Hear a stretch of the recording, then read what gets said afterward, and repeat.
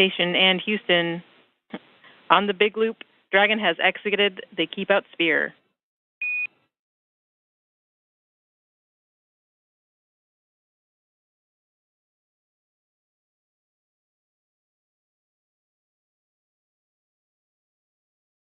Station copies. Freedom SpaceX on the big loop. Dragon has exited the approach ellipsoid and is on a 24-hour safe free drift path. Configure comm for Dragon to ground in preparation for big loop deactivation. Freedom copies.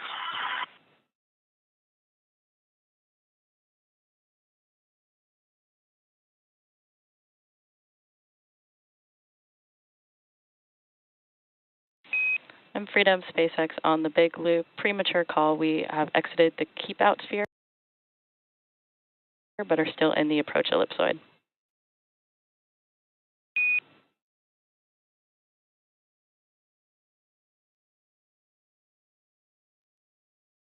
Freedom understands.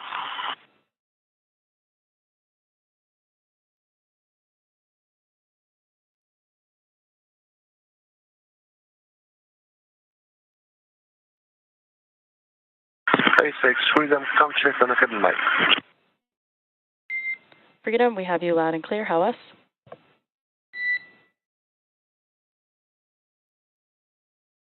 With Dragon having crossed the Keep Out sphere, next major milestone will be the exiting of the approach ellipsoid to depart the neighborhood of the station. With that, we'll toss it for the moment back to Hawthorne and Veronica and Sandra. Thanks so much, Rob. As Rob just mentioned, we are now waiting for Dragon to exit the approach ellipsoid, also known as AE, which is another imaginary shape, this time a three-dimensional ellipsoid measuring 4 kilometers by 2 kilometers by 2 kilometers, in the same family as the Keep Out sphere. It's one of several safety zones set up to govern visiting spacecraft, either arriving or departing the station. Before moving into the Keep Out sphere or the approach ellipsoid, spacecraft have to be configured where they would not cross the imaginary boundary for a set period of time, even if the spacecraft lost all maneuvering. That's right. And that approach ellipsoid, once we get past that milestone, will be something that we call the end of integrated operations. And integrated operations means that we are talking to each other on the big loop. So we did hear those communications back and forth. The big loop is essentially not only the crew on the International Space Station, the crew in Dragon, but also both Mission Control Houston and in Hawthorne. Hence the name, the Big Loop, because they're all working together to make sure that they have common communications during some of these dynamic portions of flight. So again, we are standing by for approach ellipsoid exit at 10:24 p.m. Pacific time. And on your screen there, we are getting a view of Dragon from the International Space Station, now quite a bit smaller than when we just saw a few minutes ago, undocking at 10:05 p.m. Pacific. Also in the line of sight there, we have a small view of the Canada arm, which is a robotic arm that helps do some maneuvering and is utilized a lot during spacewalks on board the International Space Station.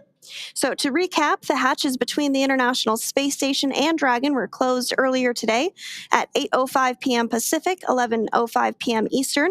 Since then, the crew has settled in and is working to take off their spacesuits for their 17-hour journey back to Earth. The joint NASA and SpaceX teams did, of course, pull go to proceed with undocking, and that undocking command was then sent at 10 p.m. Pacific, followed by umbilical retraction and hooks opening, with physical separation taking place at 10:05 p.m. Pacific, as the space station and Dragon were traveling 261 statute miles off the coast of Guam over the Pacific Ocean.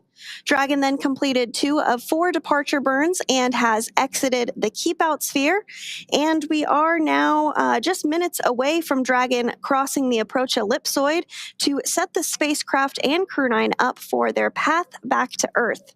Again, Dragon is targeting to splash down off the coast of Florida and the Gulf at 2:57 p.m. Pacific, 5:57 p.m. Eastern on Tuesday, March 18th, marking the completion of a long-duration science and research mission. Previews right now on your screen of Mission Control here in Hawthorne, California.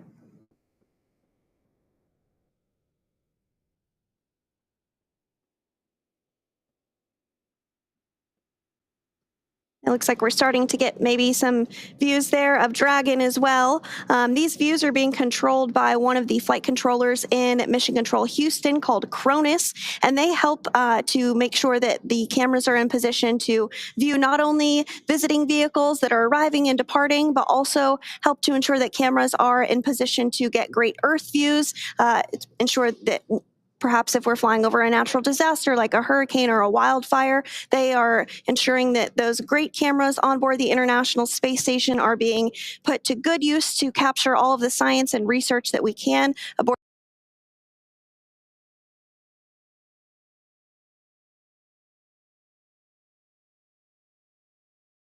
the microgravity laboratory. And, fun fact, actually, the International Space Station will be celebrating 25 years of continuous human presence this November. So if you are younger than 25 years old, you have never known a day in your life where there was not a human being living and working aboard the International Space Station.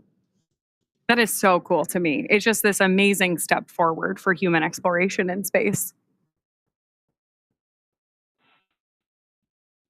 And with that, we're going to check back in with Rob Navius at the Johnson Space Center one more time. Go ahead, Rob. Thank you, Sandra. You mentioned that continuous presence on board the International Space Station. We are approaching the point of the approach ellipsoid exit, which will mark the end of integrated operations with the International Space Station and the flight control team here in Houston. Just a reminder, on board, 7 crew members representing 3 nations: Alexei Ovchinin, the station commander, and his Roscosmos colleagues Ivan Wagner and Kirill Peskov, Anne McLean, Nicole Ayers, and Don Pettit of NASA, and Takoya Onishi of the Japan Aerospace Exploration Agency. Ovchinin, Wagner, and Pettit are next up to depart the station on April 19th. They are scheduled to return home to the steppe of Kazakhstan and a parachute-assisted landing on April 19th U.S. time, April 20th in Kazakhstan. Before that happens, another NASA astronaut, Johnny Kim, along with 2 Roscosmos cosmonauts, will be launching from Baikonur on April 8th as that continuous presence of researchers on board the International Space Station continues unbroken. Sandra?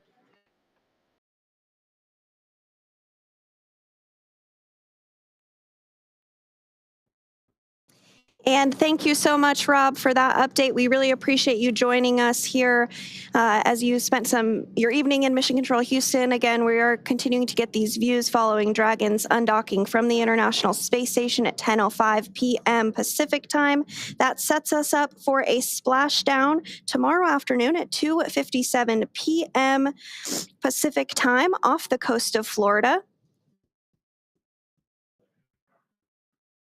And so we did mention that the crew was busy with a lot of science and research investigations during their time on board the International Space Station. That really is the whole point of the International Space Station, is to conduct science and research investigations, eventually leading to longer duration missions to the moon and then on to Mars.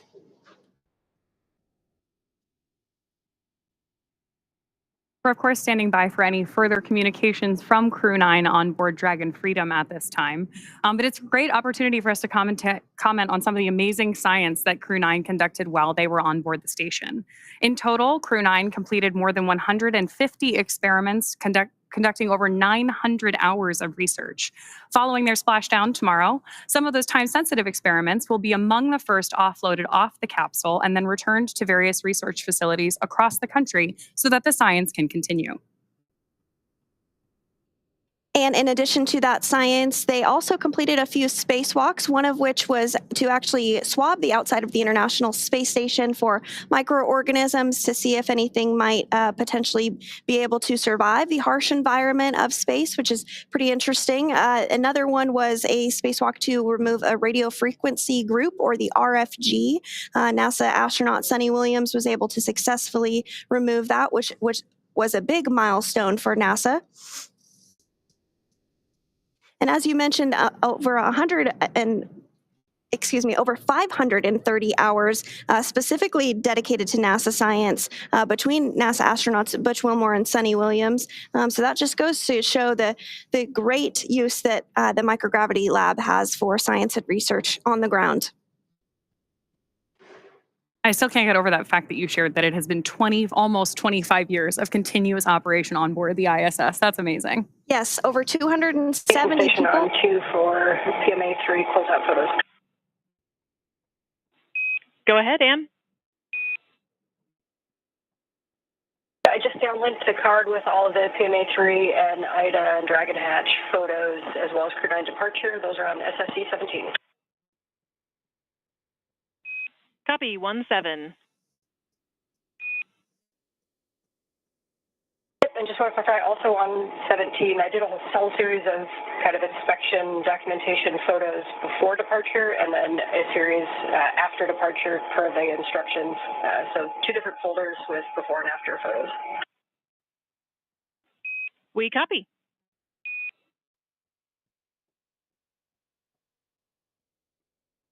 And that was the voice of NASA astronaut Ann McClain, who is still on board the International Space Station, stepping through procedures with the ground to wrap up after undocking, taking some photography of the hatch that the team on the ground will inspect, make sure everything checks out just fine. So we are awaiting the confirmation that Crew Dragon Freedom has exited the approach ellipsoid.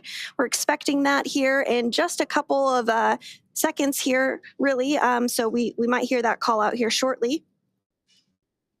And again, if you're just joining us, the approach ellipsoid is a 3-dimensional ellipsoid measuring 4 kilometers by 2 kilometers by 2 kilometers in the same family as the keep out sphere. One of the key differences with the AE is that vehicles outside of it have to be on what we call a 24-hour safe free drift trajectory, which means that the spacecraft would not cross into the approach ellipsoid for at least 24 hours again, even if it lost all maneuvering.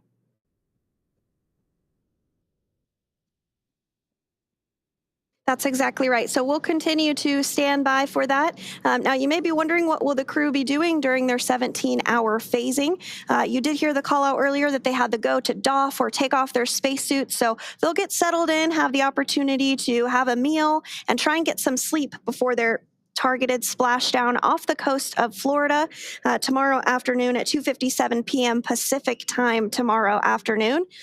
So we are looking forward to seeing them splash down off the coast of Florida tomorrow. So continuing to stand by for that approach ellipsoid exit. Should be hearing the call out any moment now. And that will really end the portion of integrated operations between the Space Station, Dragon, Hawthorne, Mission Control, and Mission Control Houston as well. Freedom, SpaceX on the Big Loop. Dragon has now exited the approach ellipsoid and is on a 24-hour safe free drift path. Please make sure that comm is configured for Dragon to ground.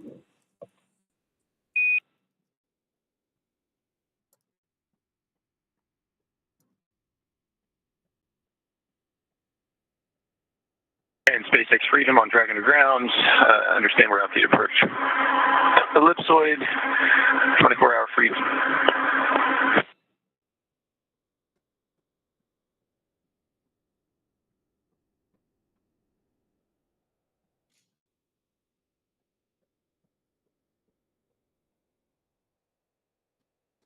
Good confirmations there, both from Mission Control and Dragon.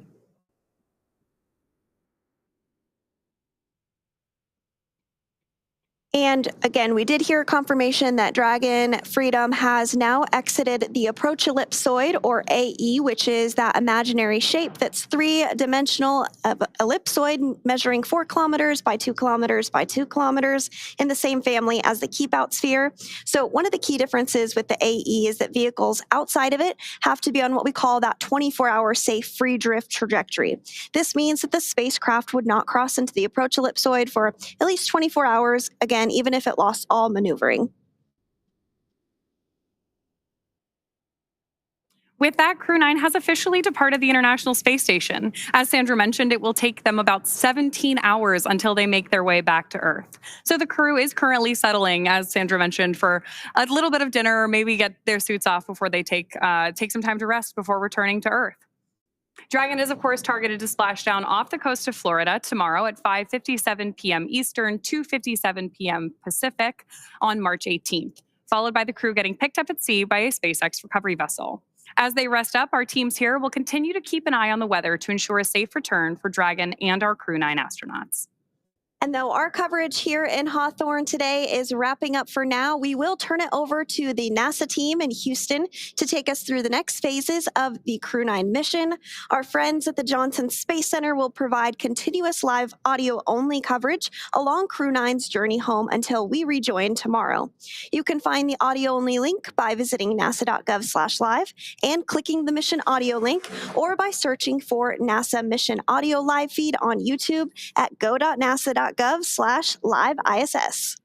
Meanwhile, we'll rejoin you for live visual coverage starting roughly 1 hour prior to splashdown at 1.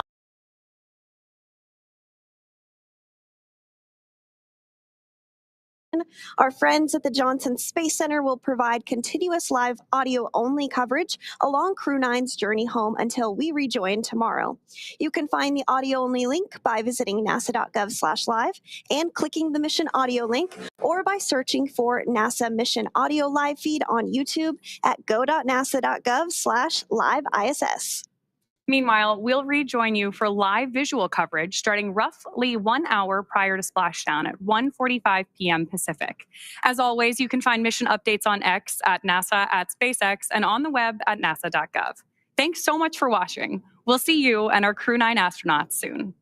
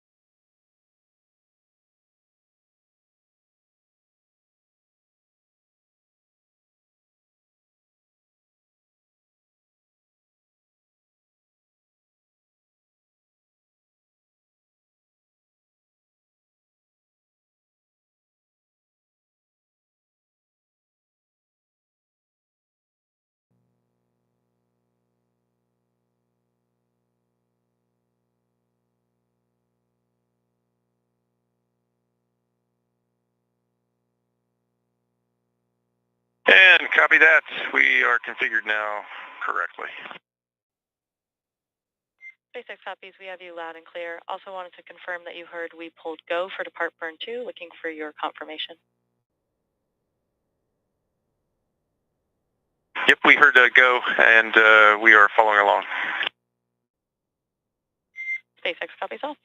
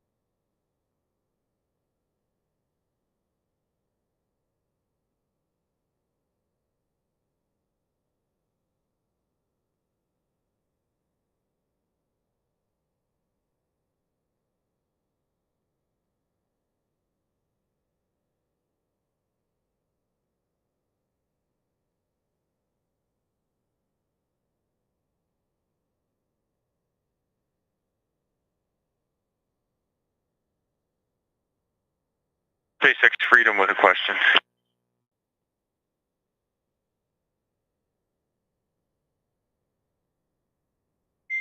Freedom, go ahead.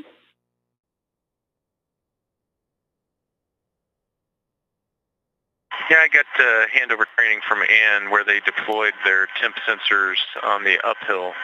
I was looking for something in the downhill timeline that would show me when we should deploy those sensors and when we should collect them back up and stow them. Looking for some guidance. Freedom, perfect timing. We did not have a chance to put this on the crew timeline, so we actually had, we were about to call you guys up and remind you that now would be a great time to deploy those handheld temperature sensors per procedure 2.203 in your tablet PDFs. Okay, we'll start putting that in work. And then in terms of picking them up and stowing them back, I assume when we come back on duty after the off-duty period, that's a reasonable time to start cleaning it up.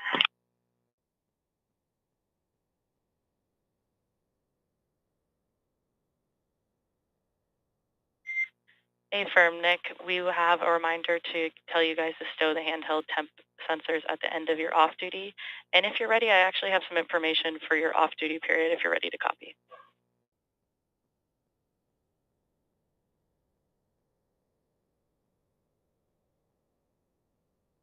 Ready?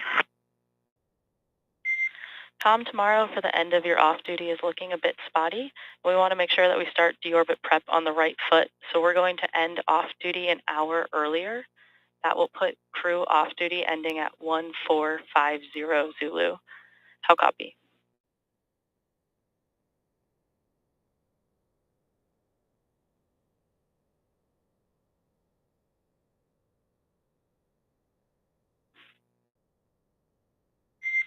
And Freedom SpaceX, you came through very quiet.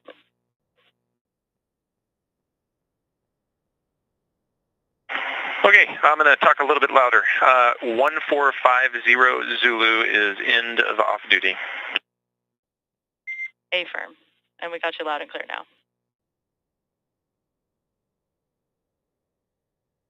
Excellent.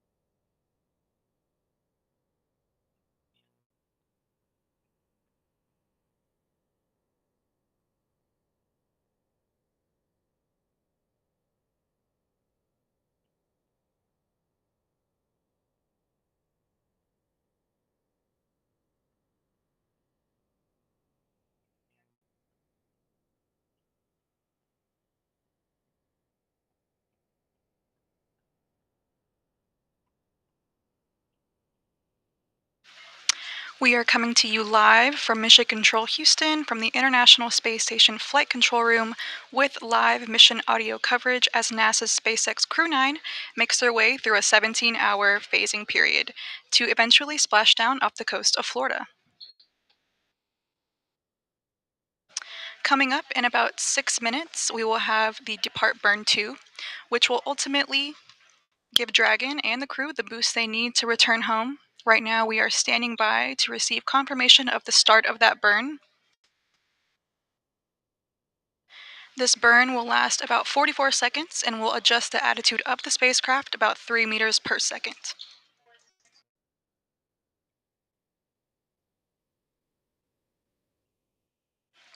Crew 9 undocked from the Zenith port or space-facing port of the Harmony module at about 12:05 a.m. Central Time, 1:05 a.m. Eastern Time earlier this morning.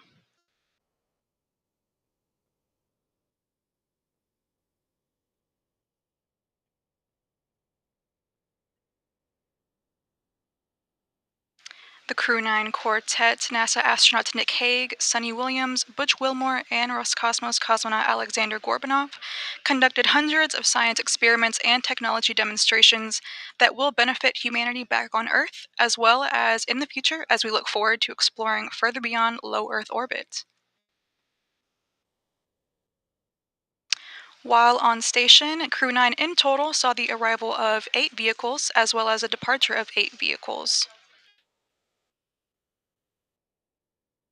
Those arrival vehicles included 5 resupply missions, 2 commercial crew missions, and 1 Soyuz mission, with NASA astronaut Don Pettit aboard.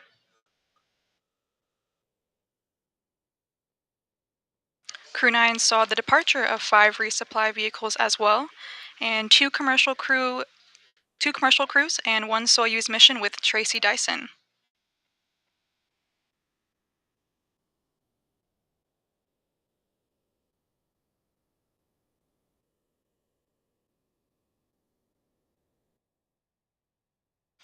The undocking between Dragon Freedom, with the crew on board, and the International Space Station will take Freedom above, behind, and below the orbiting laboratory through a series of maneuvers that are known as departure burns. Freedom will swing below the space station on a trajectory for the deorbit burn, about a 7-minute and 29-second maneuver that is scheduled at 4:11 p.m. Central Time, 5:11 p.m. Eastern Time later this afternoon, March 18th.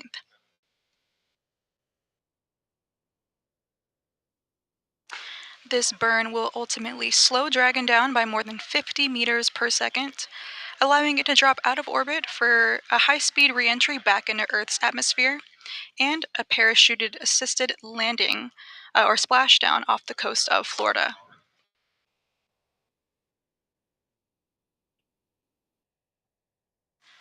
Again, we have that Depart Burn 2 coming up in about 2.5 minutes.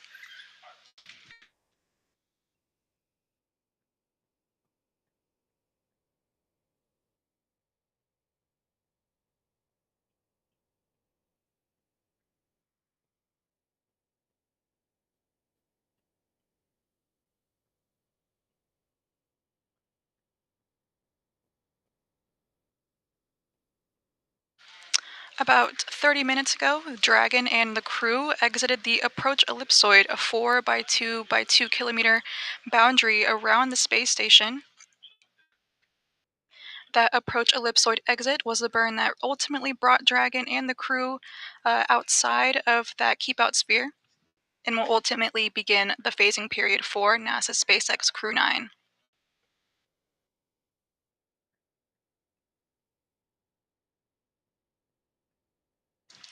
During this phasing period, Dragon Freedom and Crew 9 will undergo a series of automatic maneuvers, meaning the crew won't have to do anything, or burns that will prepare Crew 9 for their return back to Earth. And again, NASA's SpaceX Crew 9 is expected to splash down off the coast of Florida at approximately 5:57 p.m. Eastern Time later this afternoon, Tuesday, March 18th.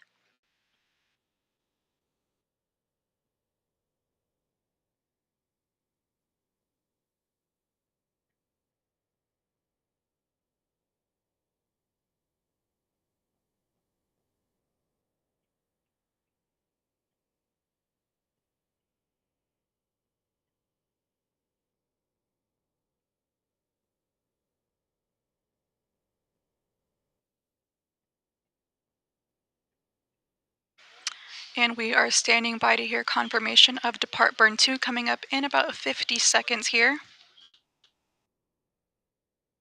This is the 5th burn so far on their journey back home.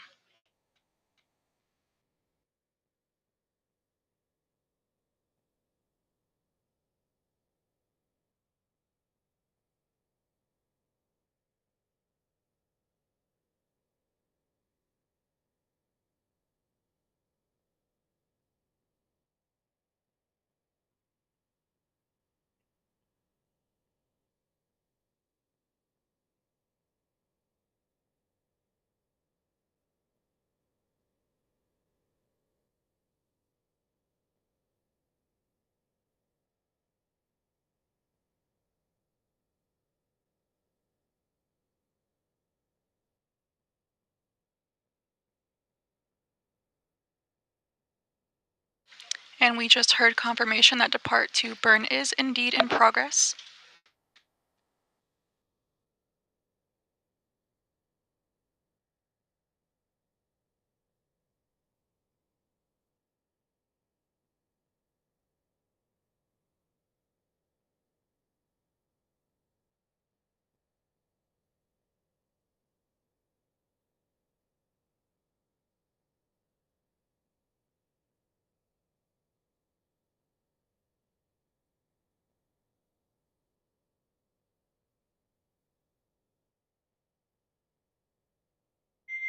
Freedom, SpaceX, Depart Burn 2 complete and nominal.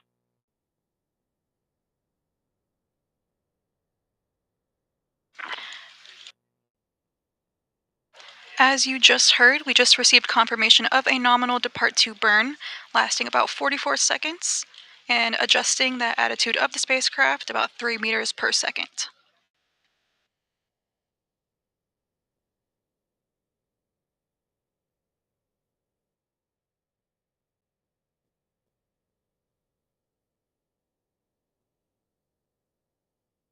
The next burn is scheduled, Depart Burn 3 is scheduled for about the next 45 minutes from now. And it will ultimately pave Dragon on the right path to return home to Earth and splash down off the coast of Florida later this afternoon.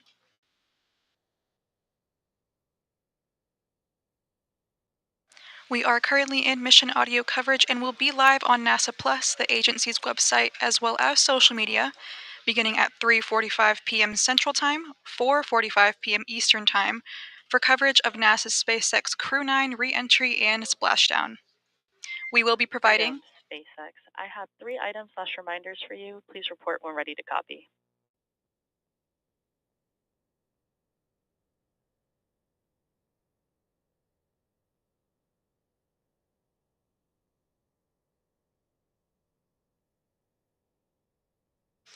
We will be providing continuous mission audio coverage through re-entry and splashdown for Crew 9, but for now, this is Mission Control Houston.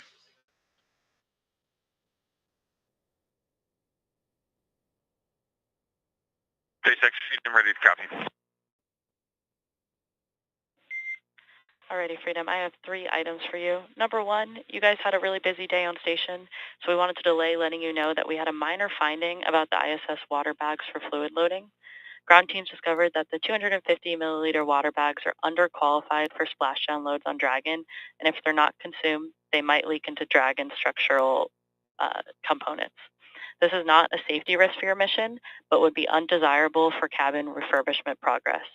The ask on your side is that if you guys are unable to fully consume any of the ISS drinking bags for fluid loading, we will need you to double bag them ahead of final stowage during the deorbit prep as an extra layer of caution.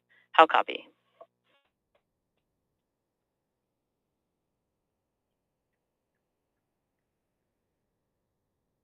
We'll double bag. And the plan is we will be, those will be bone dry. Copy. We're looking forward to them being bone dry and you guys being hydrated. Number 2, a reminder that your off duty is starting now and that you can use the do not disturb flag in 4.050, your sleep preparation procedure, to keep ground informed of when you guys are trying to sleep.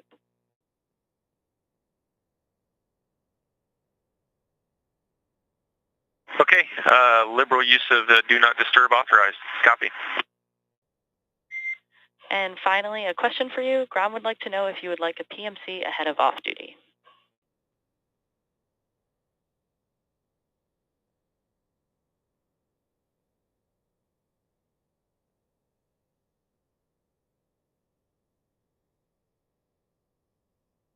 And I just pulled the crew. No need.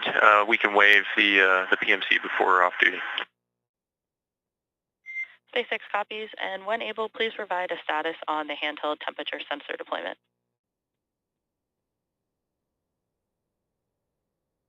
We are in the middle of deployment. We copy. Thank you.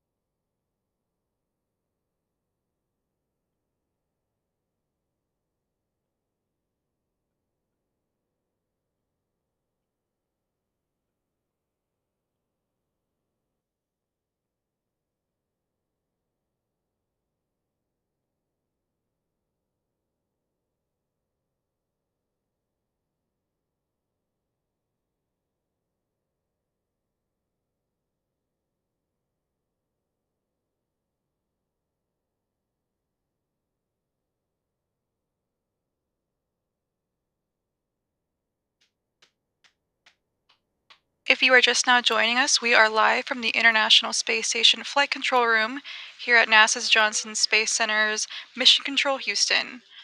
Right now, we are monitoring NASA's SpaceX Crew 9 as they make their way through a 17-hour phasing period to eventually splash down off the coast of Florida later this afternoon. Splashdown is currently set for 4:57 p.m. Central Time, 5:57 p.m. Eastern Time.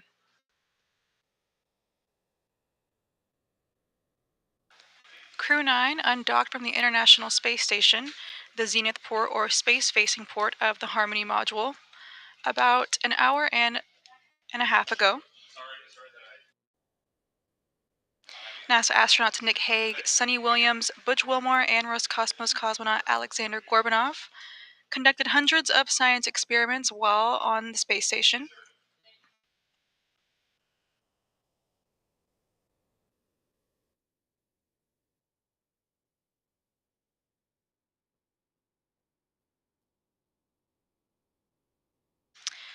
This space flight was Sunny Williams' third flight.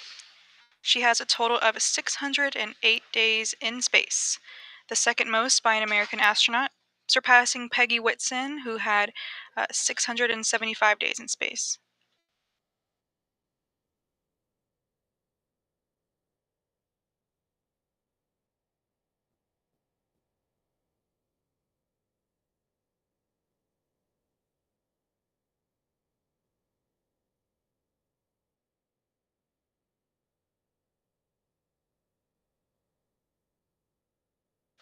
Williams also conducted 2 EVAs and now has conducted 9 EVAs total in her career, for a total of 62 hours and 6 minutes, the fourth most EVA time ever and most by a woman.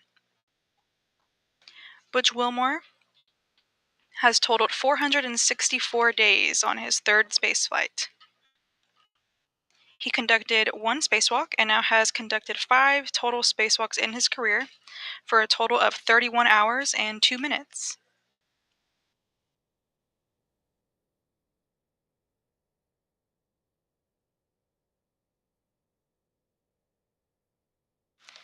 NASA astronaut Nick Hague, on his third spaceflight, had a total of 374 days in space. He conducted 1 spacewalk and now has 4 total spacewalks in his career, for a total of 25 hours and 56 minutes. The Crew 9 mission was Alexander Gorbanov's first spaceflight, and he now has a total of 171 days in space.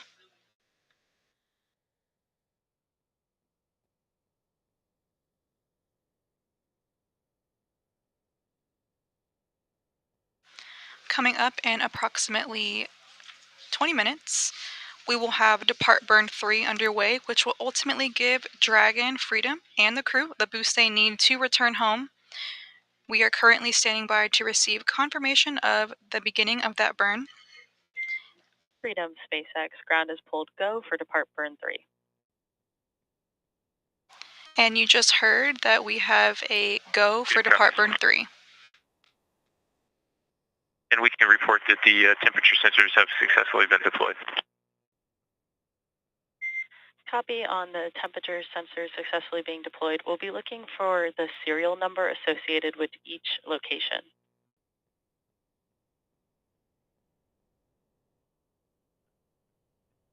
That's no problem. It is consistent with what used.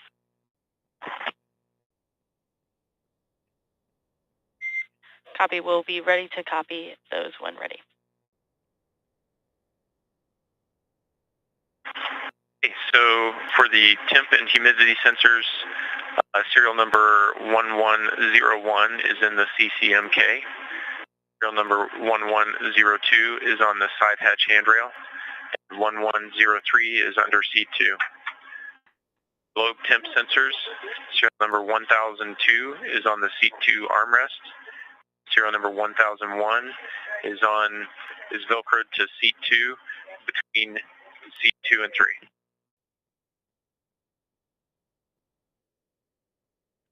SpaceX copies all, and just a reminder that in the event of emergency, all sensors should be stowed.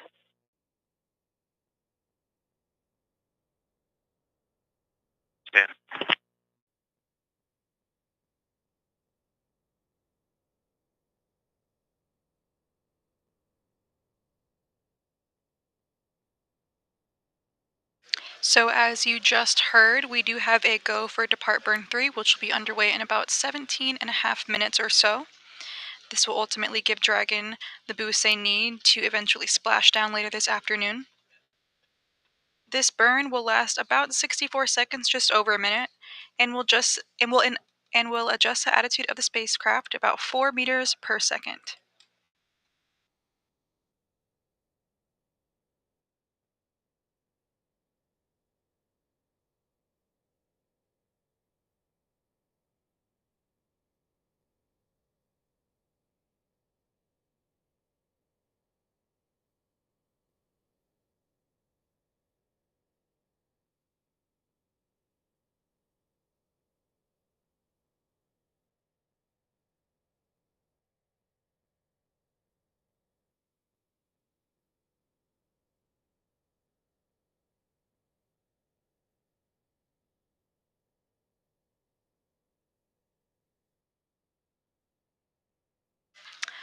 Over the past weekend, NASA SpaceX Crew 10 with NASA astronauts Anne McClain and Nicole Ayers, Japan Aerospace Exploration Agency astronaut Takuya Onishi, and Roscosmos cosmonaut Kirill Peskov arrived at the International Space Station on Sunday as the SpaceX Dragon spacecraft named Endurance docked to the orbiting laboratory at 12:04 a.m. Eastern Time.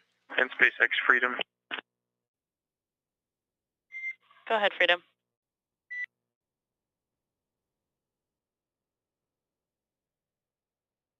The forward hatch, the hatch indication or position indication is just a little more offset than I would have expected. I know we passed the leak check.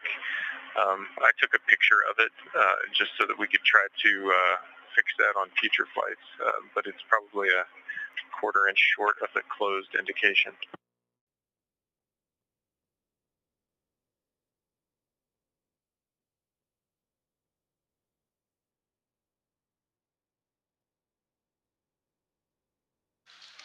After Crew 10 arrived to the orbiting laboratory, they completed a direct handover with Crew 9, including science, technology, and procedures to prepare for their departure from the space station. Again, splashdown of Crew 9 is expected later this afternoon at 4:57 p.m. Freedom, Central we're Time. tracking that the hatch indicator is a bit more off, a quarter inch short of the closed indication. We're tracking, we'll get back to you, but at this time we did have a successful leak check and we see a healthy cabin environment.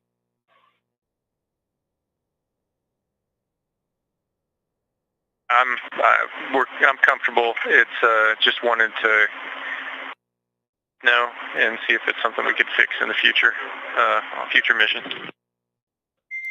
Yep, we appreciate those heads up and those words.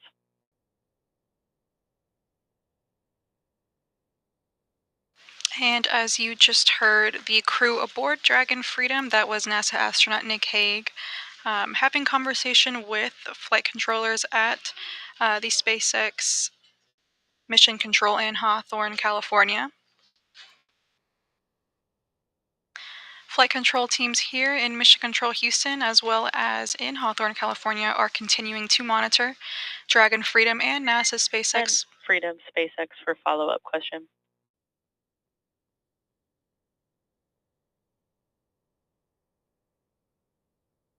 Yeah, I'm with you. We were just chatting here on the ground and wanted to confirm that when you guys were closing the hatch that you ratcheted the handle. Indeed. We copy. Thanks for that clarification. Yep, So, no problem. the flight control teams here in Houston and Hawthorne, California are continuing to monitor the spacecraft and the crew as they make their way back to Earth and undergo a series of automatic maneuvers and burns over the next 17 hours or so during their phasing period.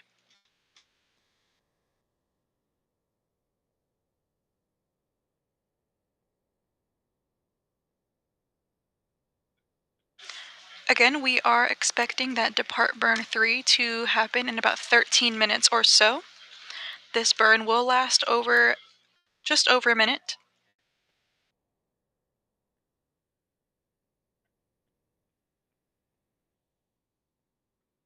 This is the 6th burn so far on their trip back home. In the meantime, let's take a look at some of the scientific milestones that the crew accomplished during their journey. NASA astronaut Nick Hague processed samples on board the space station for Anthrospira C, an investigation from the European Space Agency that transplants and grows microalgae aboard the space station. These organisms conduct photosynthesis and could be used to convert carbon dioxide exhaled by the crew members into oxygen.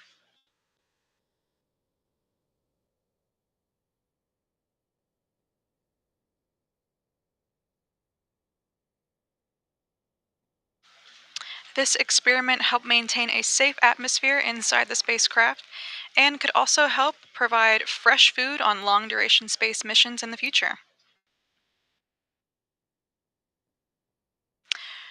Researchers are testing the European Enhanced Exploration Exercise Device, a modular device that combines cycling, rowing, and resistance exercise to help keep the crews healthy on long-duration missions like Crew 9. This device is a single small device effective at countering bone and muscle loss and improving cardiovascular health that could help the crew on future missions. NASA astronaut Butch Wilmore worked on installing this device aboard the International Space Station ahead of its evaluation.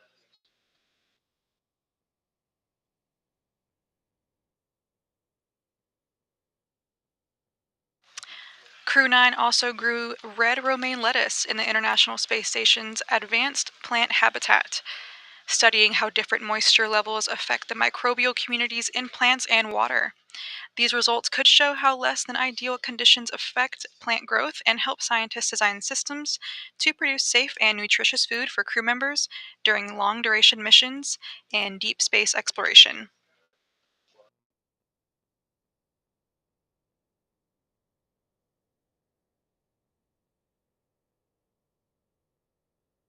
During this mission, NASA astronauts Butch Wilmore and Sunny Williams were on a spacewalk together. NASA astronaut Butch Wilmore swabbed the exterior of the International Space Station for external microorganisms. This was an investigation exploring whether microorganisms leave the spacecraft through its vents, and if so, which ones survive. Humans carry microorganisms along with them wherever they go, and this investigation could help scientists take steps to limit microbial spread to places like the Moon and to Mars. These experiments and scientific studies are just a few of the hundreds that NASA's SpaceX Crew 9 completed during their stay aboard the orbiting laboratory. Pretty impressive.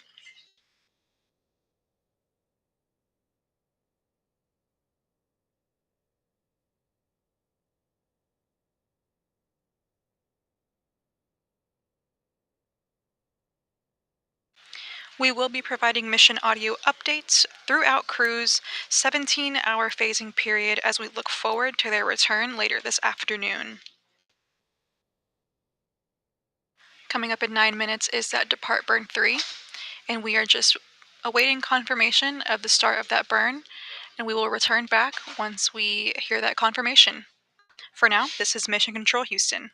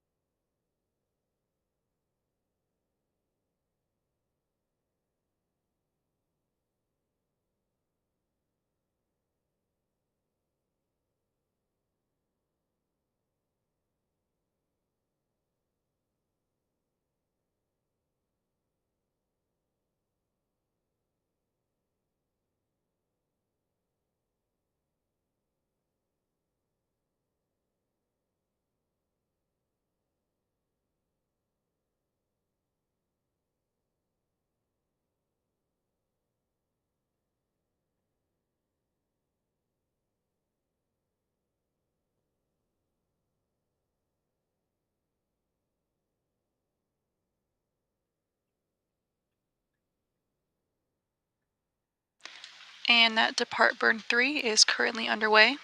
It'll last just over a minute.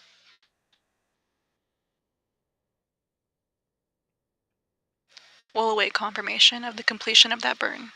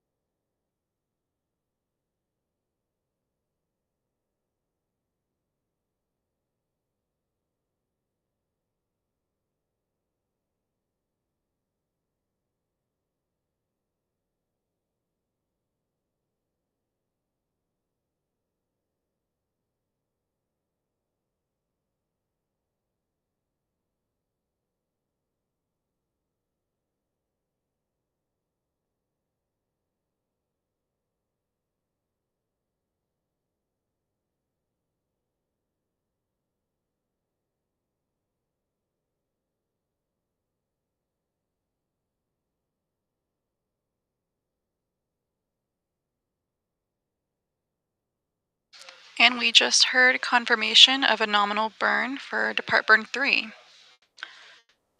Depart Burn 3 ultimately gave Dragon and the crew the boost they need to stay on track to splash down later this afternoon off the coast of Florida. Again, that splashdown is approximately at 5:57 p.m. Eastern Time later this afternoon, Tuesday, March 18th.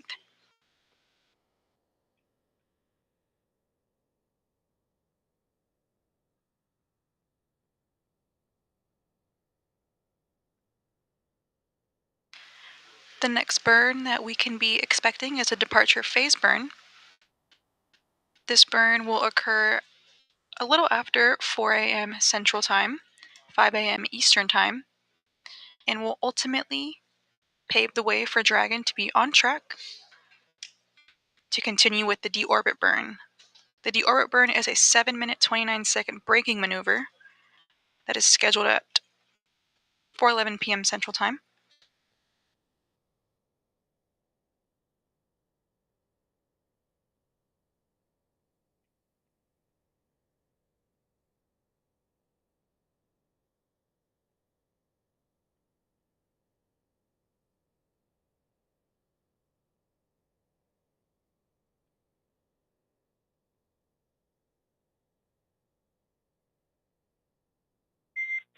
Freedom, SpaceX, no response required. Depart Burn 3 nominal and complete.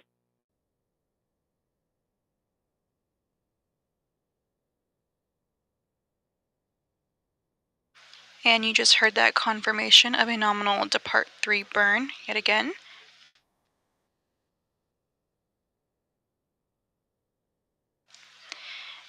These Depart burns are preparing for the deorbit burn later this afternoon to prepare for splashdown off the coast of Florida. The deorbit burn will slow down Dragon by more than 50 meters per second, allowing it to drop out of orbit for a high-speed re-entry back into the Earth's atmosphere.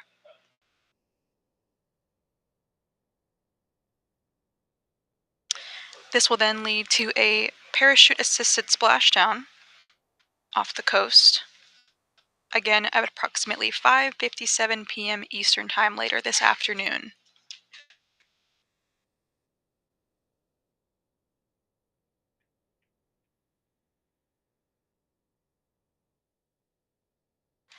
Flight control teams here in Houston, along with SpaceX Mission Control in Hawthorne, California, are currently monitoring the Dragon spacecraft carrying Hague, Wilmore, Williams, and Gorbunov as they make their way home. We are currently in mission audio coverage and will be live on NASA Plus, the agency's website, as well as social media, beginning at 3:45 p.m. Central Time, 4:45 p.m. Eastern Time, for coverage of re-entry and splashdown. We will be continuing to provide mission audio coverage throughout the phasing period. But for now, this is Mission Control Houston.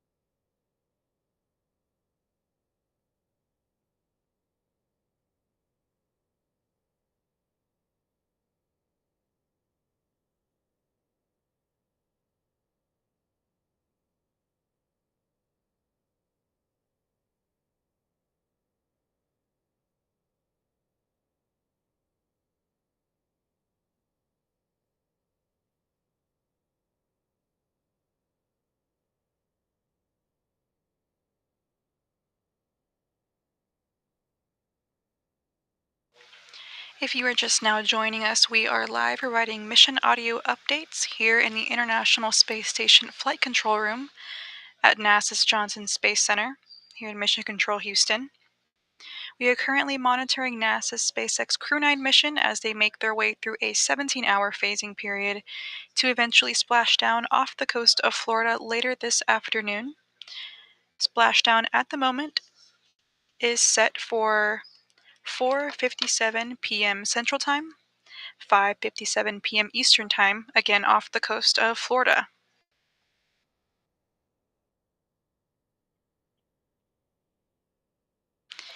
NASA astronaut Nick Hague, Sunny Williams, Butch Wilmore, and Roscosmos cosmonaut Alexander Gorbanov have conducted hundreds of science experiments during their long-duration mission aboard the orbiting laboratory. They also saw the arrival of, in total, 8 vehicles, and as well as the departure of 8 vehicles.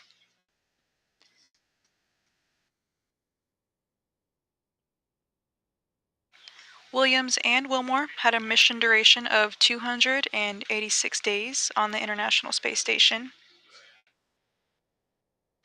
And Nick Hague and Alexander Gorbanov had a mission duration of 171 days.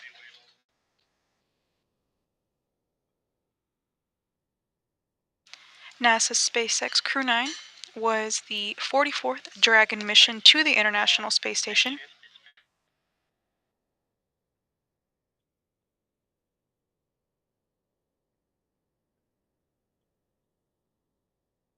Crew 9 is currently aboard Dragon Freedom.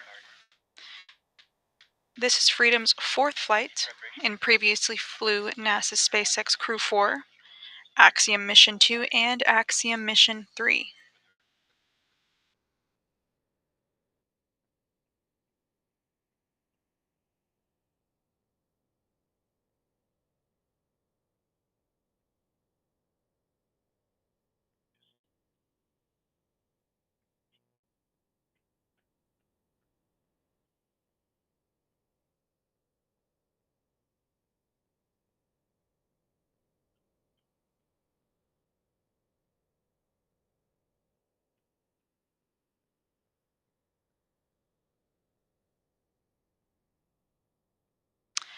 Crew 9 undocked from the Zenith port or space-facing port of the Harmony module on the space station at 12:05 a.m. Central Time, 1:05 a.m. Eastern Time earlier this morning.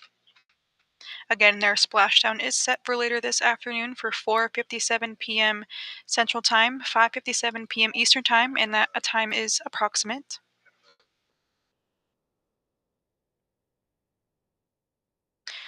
While on the space station, some spacewalks were completed. Sunny Williams conducted 2 spacewalks and now has conducted 9 total in her career, for a total of 62 hours and 6 minutes. This is the 4th most EVA time ever, and the most completed by a woman. Butch Wilmore conducted an EVA on this mission and now has conducted 5 total in his career, for a total of 31 hours and 2 minutes.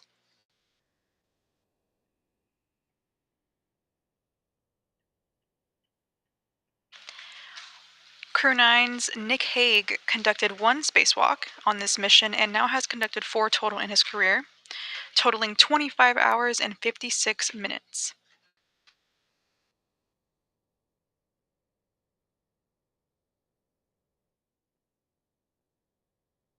This was the 3rd spaceflight for Sunny Williams, Butch Wilmore, and Nick Hague, and the 1st for Alexander Gorbanov.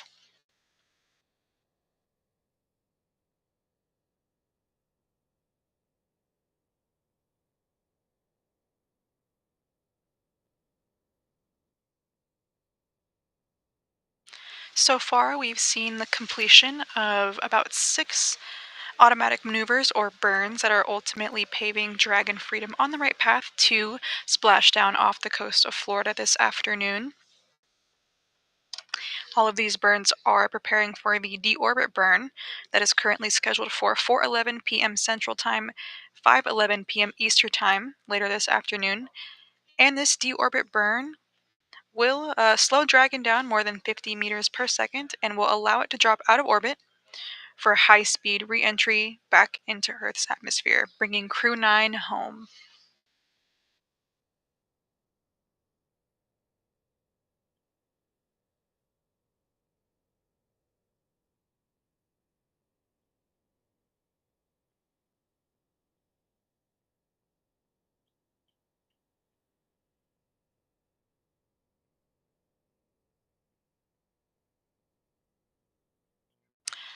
At the moment, we are expecting another burn in about an hour and 45 minutes from now.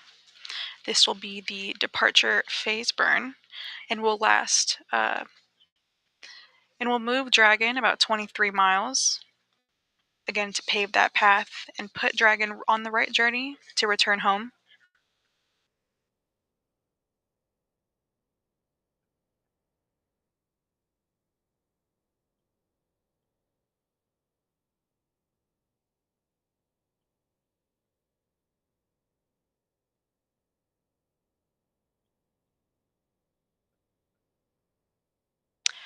While aboard the space station, Sunny Williams and Butch Wilmore traveled 121,347,491 statute miles. Nick Hague and Alexander Gorbanov, they traveled 72,553,920 statute miles.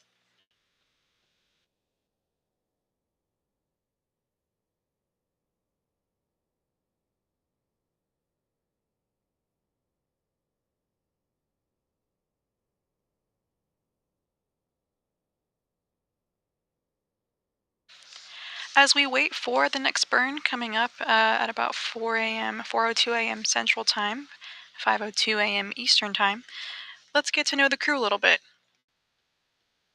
Nick Hague served as the crew commander for NASA's SpaceX Crew 9. This was his third launch and second mission to the International Space Station. During his first launch in October of 2018, Hague and his crewmates, Roscosmos cosmonauts Alexei Ovchinin, experienced a rocket booster failure and it resulted in an in-flight post-launch abort, a ballistic reentry, and a safe landing in their Soyuz MS-10 spacecraft. 5 months later, Hague launched aboard Soyuz MS-12 and served as a flight engineer aboard the space station during Expeditions 59 and 60. During Expedition 59, he was joined by NASA astronaut Anne McClain, who is now currently aboard the space station once again on NASA's SpaceX Crew 10 mission, and they completed their very first spacewalk together. Hague has spent 203 days in space, and that was prior to NASA's SpaceX Crew 9 mission.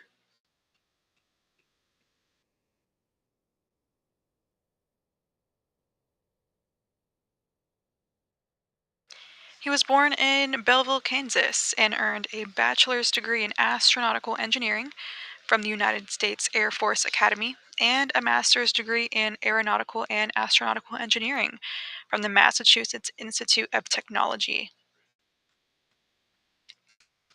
Hague was selected as an astronaut by NASA in 2013.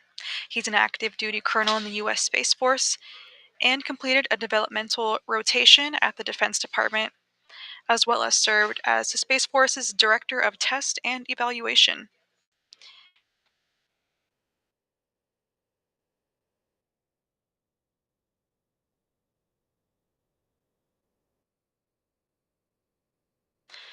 At the end of the Crew 9 mission, Nick Hague will have logged 374 days in space. Sunny Williams was the pilot for the Boeing crew flight test.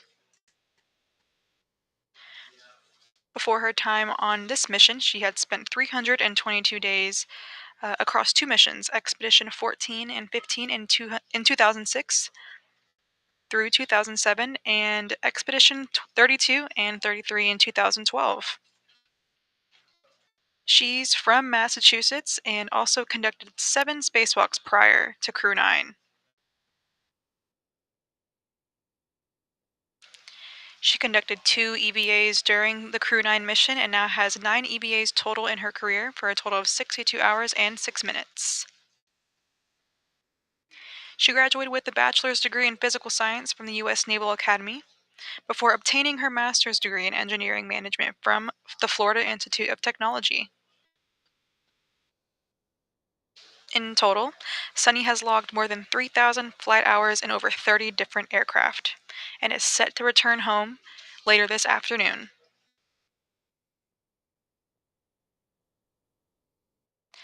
Butch Wilmore was the commander for the Boeing crew flight test with NASA astronaut Sunny Williams as the pilot.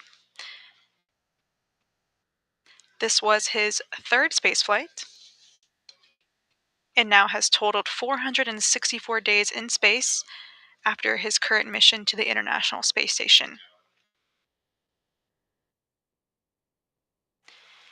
In 2009, he served as a pilot aboard the Space Shuttle Atlantis for STS-129 and served as a flight engineer for Expedition 41 until November 2014, when he assumed command of the space station upon arrival of the Expedition 42 crew. Prior to being selected by NASA in 2000, the father of 2 obtained both his bachelor's degree and master's degree in electrical engineering from Tennessee Technological University. He also graduated with another master's degree in aviation systems from the University of Tennessee.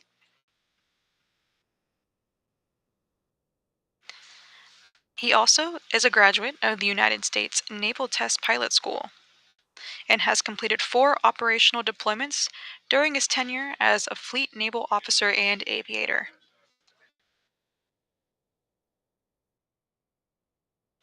During his spaceflight, Wilmore conducted 1 spacewalk and now has conducted 5 total in his career, totaling 31 hours and 2 minutes.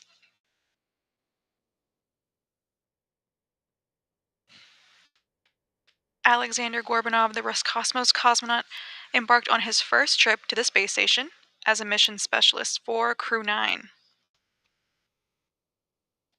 He studied engineering with qualifications in spacecraft and upper stages from the Moscow Aviation Institute. He graduated from the military department with a specialty in operating and repairing aircraft, helicopters, and aircraft engines. Before his selection as a cosmonaut in 2018, he worked as an engineer for Rocket Space Corp.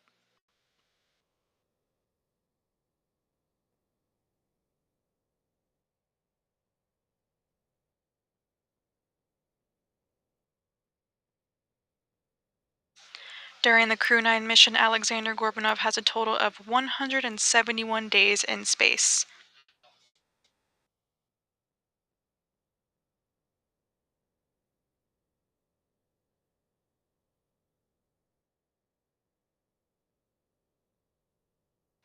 As of right now, we are waiting for the next departure phase burn, which is coming up at around 4 a.m. Central Time, 5 a.m. Eastern Time. At the moment, we are going to be providing continuous mission audio coverage through reentry and splashdown for the Crew 9 mission. We will be live on NASA Plus, the agency's website, as well as social media, beginning at 3:45 p.m. Central Time, 4:45 p.m. Eastern Time, for the beginning of coverage of reentry and splashdown. Again, we are on standby for that next burn coming up in about an hour and a half or so. But for now, this is Mission Control Houston.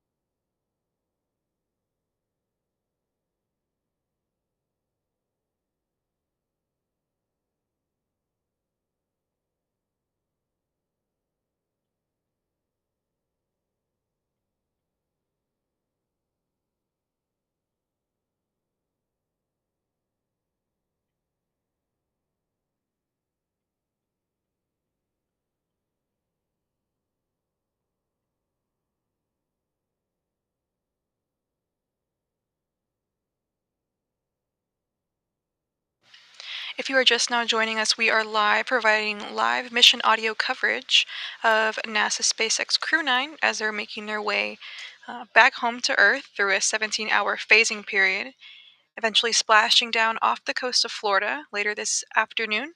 Splashdown is currently set for Tuesday, March 18th at 4:57 p.m. Central Time, 5:57 p.m. Eastern Time.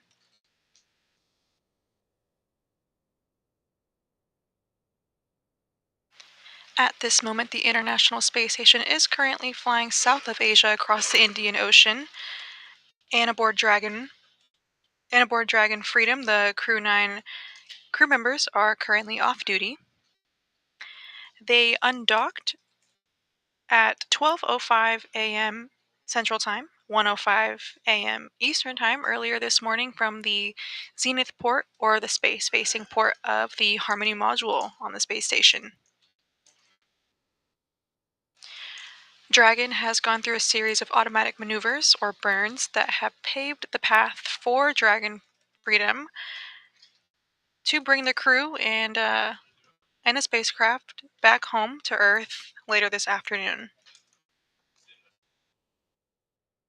In about 1 hour, we will have the depart phase burn 1 that will ultimately prepare us for the deorbit burn. This deorbit burn is set at 4:11 p.m. Central Time, 5:11 p.m. Eastern Time, and is going to act as a braking maneuver to slow Dragon down and prepare for a parachute-assisted splashdown off the coast of Florida.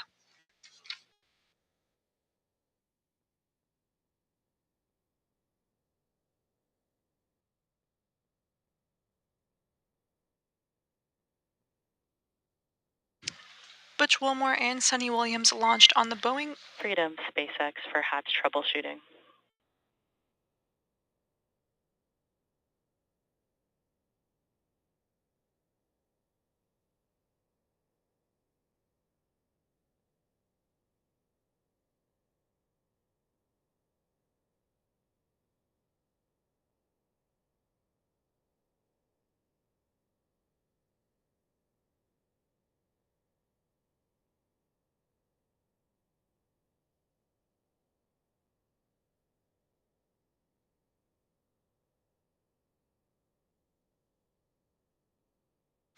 Butch Wilmore and Sunny Williams launched on the Boeing crew flight test on June 5th, 2024, from Space Launch Complex 41 atop a United Launch Alliance Atlas V rocket. Due to systematic issues with the spacecraft, NASA decided to return Butch and Sunny with Nick Hague and Alexander Gorbanov as a part of the Crew 9 mission. Freedom.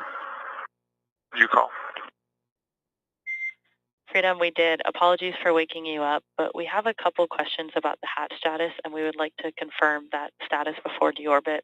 I have some instructions for you, and can you report when you're ready to copy?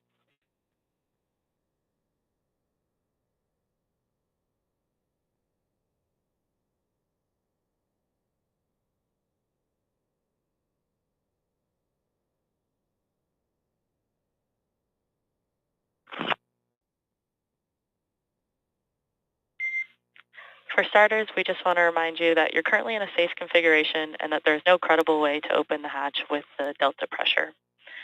First, we would like to confirm the state of the hatch indicator. To ensure we're all on the same page, we want to distinguish the difference between the indicator and the marker. The indicator is the pointy arrow and the marker is the rectangle.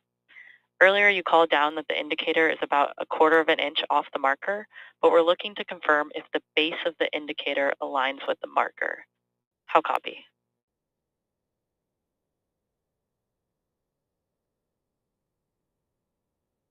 Copy all.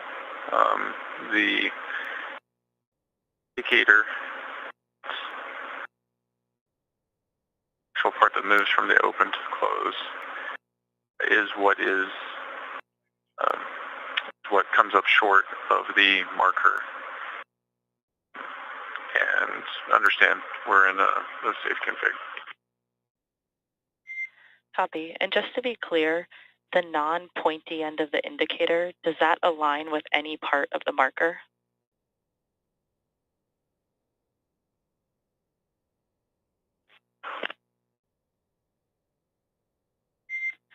Can you repeat your last call? We didn't copy.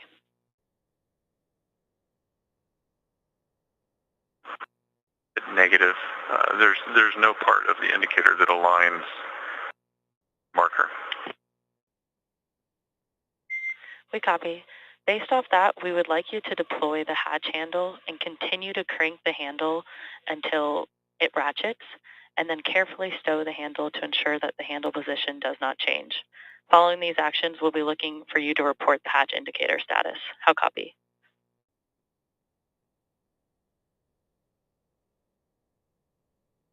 So I'll crank on the handle, get it to ratchet some more. And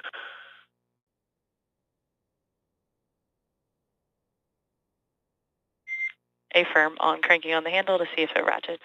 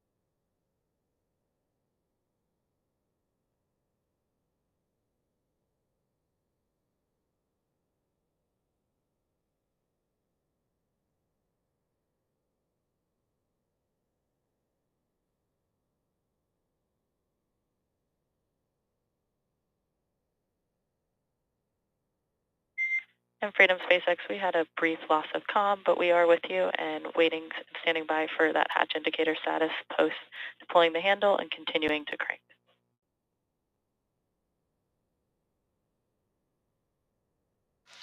As you just heard, Nick Hague. I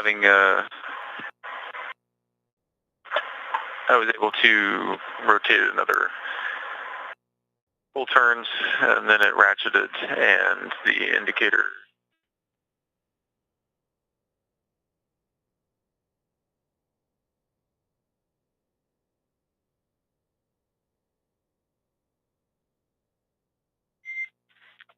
And Nick SpaceX, you cut out at the very end of your call. Please repeat your last. The marker and the indicator are now aligned.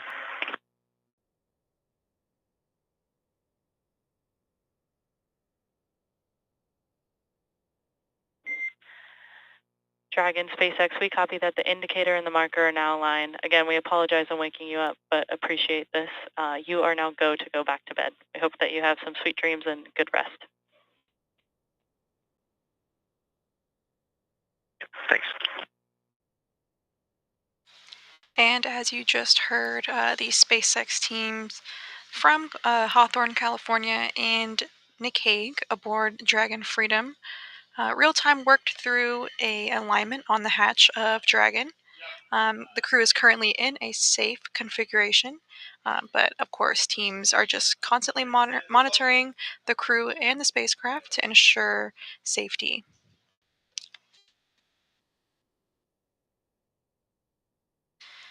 At this time, we will be providing continuous mission audio coverage throughout re-entry and splashdown, as well as during their 17-hour phasing period for the Crew 9 mission.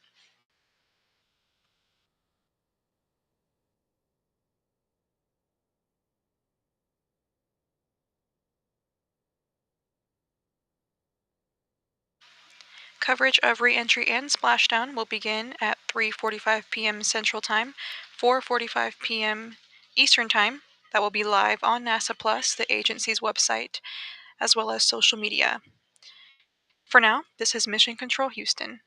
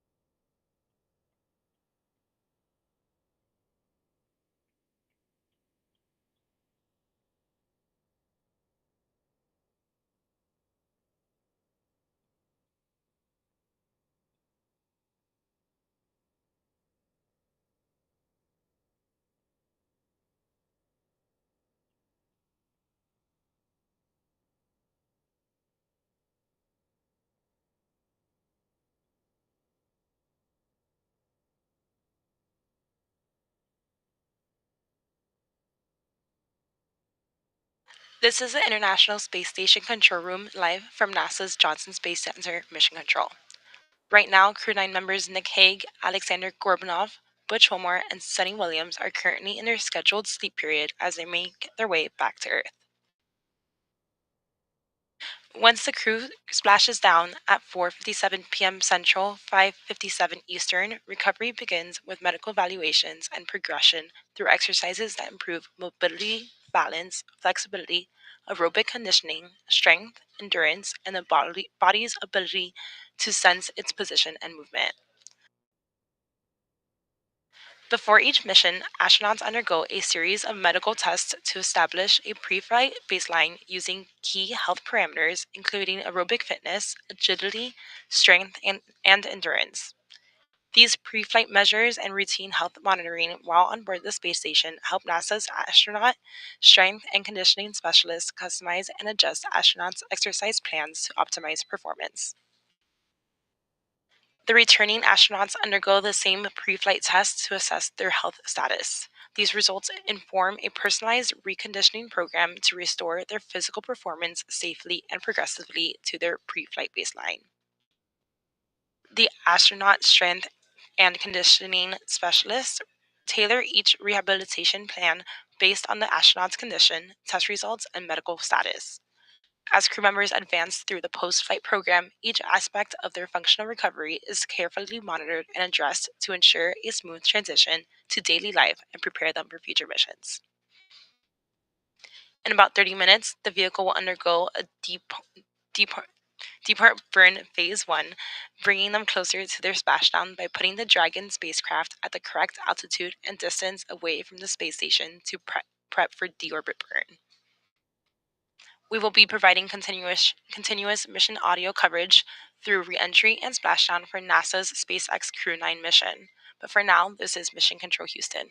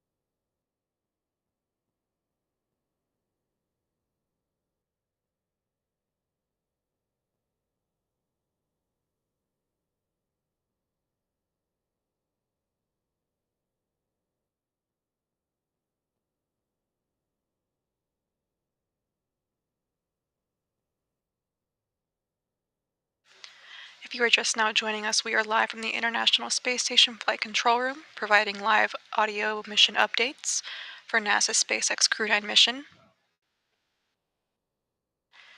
We just heard that we pulled go for the next burn of the Crew 9 mission, the departure phase 1 burn.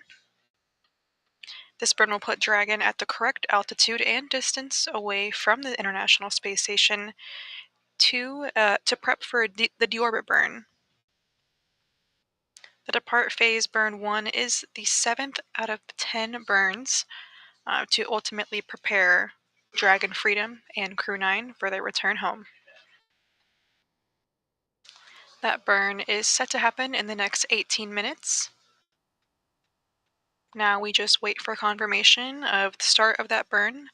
This burn will last about 10 minutes and will move Dragon 23 miles further away from the space station than it already is. So again, that burn is scheduled for the next 18 minutes or so, and we will come back once we get that confirmation. For now, this is Mission Control Houston.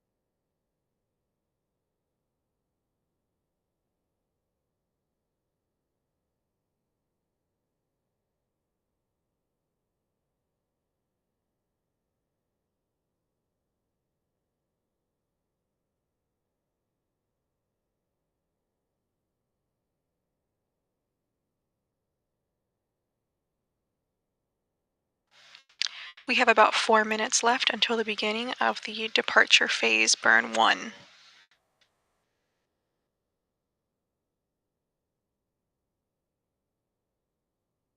Again, we are awaiting confirmation for the beginning of that burn, and of course, the confirmation of the nominal burn.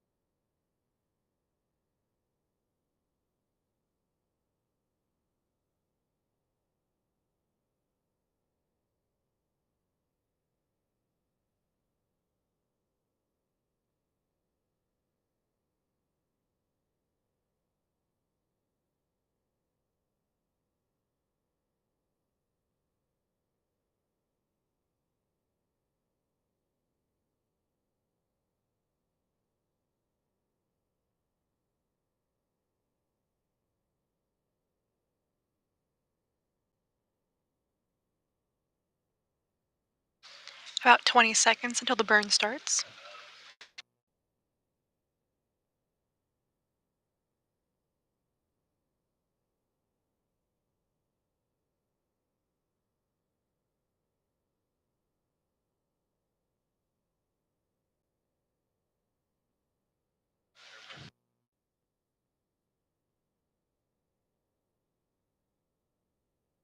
And we have confirmation of the start of the departure phase burn 1.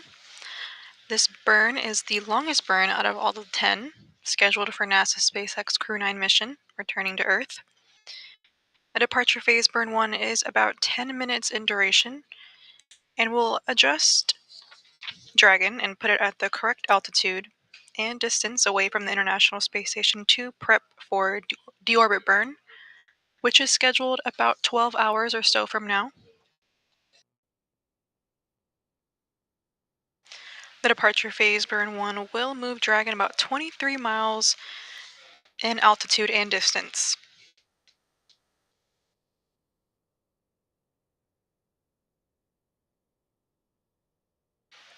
Again, this is the 7th out of 10 burns for Dragon Freedom.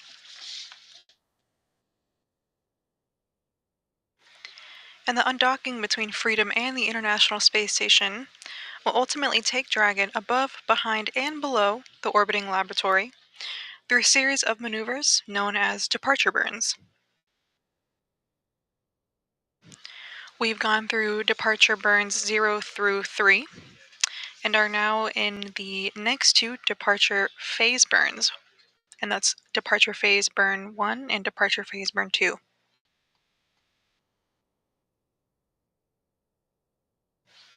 These burns ultimately will lead Freedom to swing below the space station on a trajectory for the deorbit burn. This deorbit burn that we are looking forward to is a 7-minute 29-second braking maneuver, and it's scheduled at 4:11 p.m. Central Time, 5:11 p.m. Eastern Time, later this afternoon, March 18th.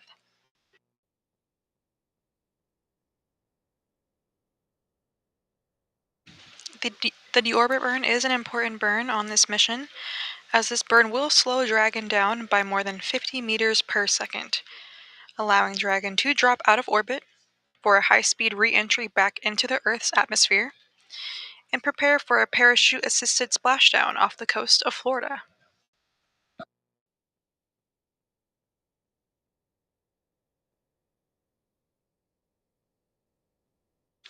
NASA's SpaceX Crew 9 is expected to splash down off the coast of Florida at approximately 5:57 p.m. Eastern, and that's later this evening, Tuesday, March 18th. Now, NASA Plus coverage does start at 4:45 p.m. Eastern for that re-entry and splashdown. Coverage will be on NASA Plus, the agency's website, as well as on social media. Again, that coverage begins at 4:45 p.m. Eastern Time, 3:45 p.m. Central Time, for a splashdown at approximately 5:57 p.m. Eastern.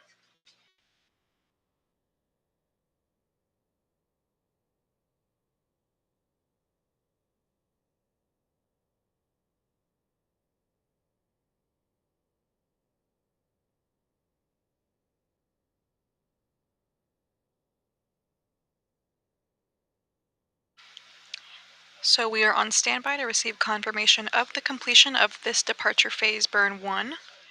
Up next is a departure phase burn 2, which will be occurring in approximately 45 minutes from now.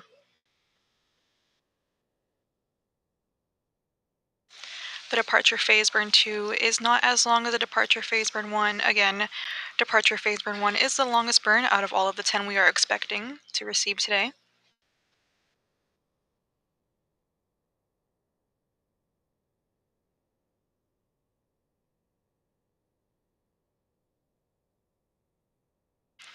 Flight control teams here in Houston and Mission Control Houston, as well as SpaceX Mission Control in Hawthorne, California, are currently monitoring Dragon Freedom, that is carrying the Crew 9 crew member as they make their way home.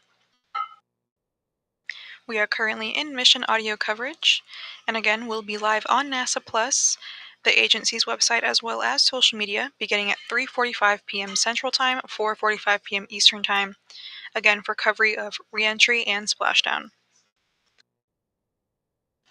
While we are on standby to get confirmation of the completion of departure phase burn 1,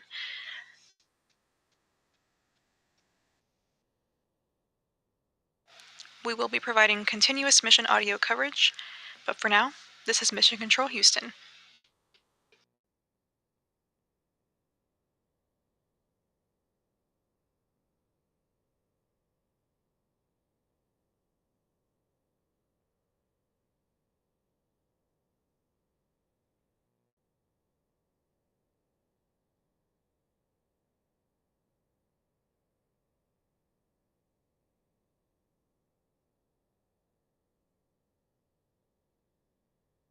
And we just got confirmation that we are halfway through the departure phase burn 1.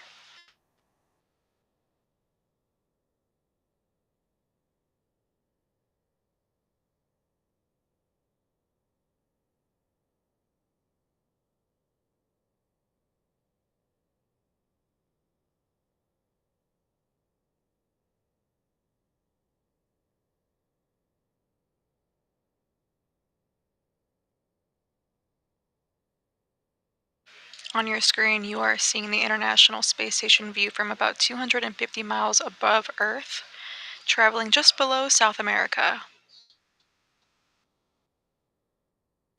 NASA's SpaceX Crew 9 just undocked from the International Space Station earlier this morning at 12:05 a.m. Central Time, 1:05 a.m. Eastern Time, where they departed the rest of the Expedition 72 crew.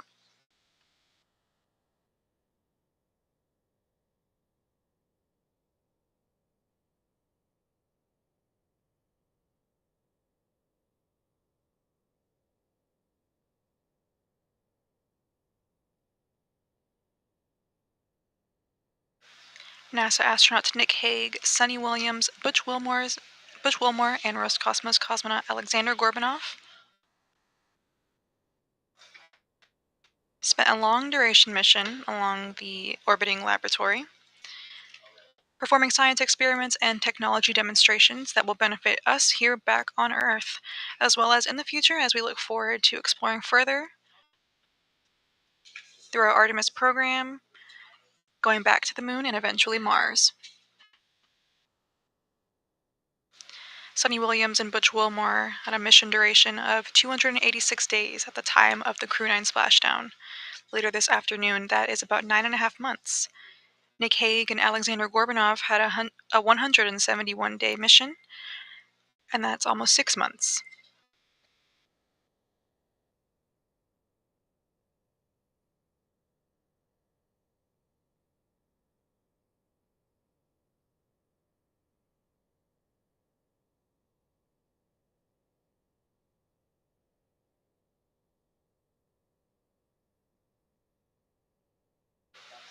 Crew 9 is currently in their sleep period and are resting before deorbit burn and re-entry.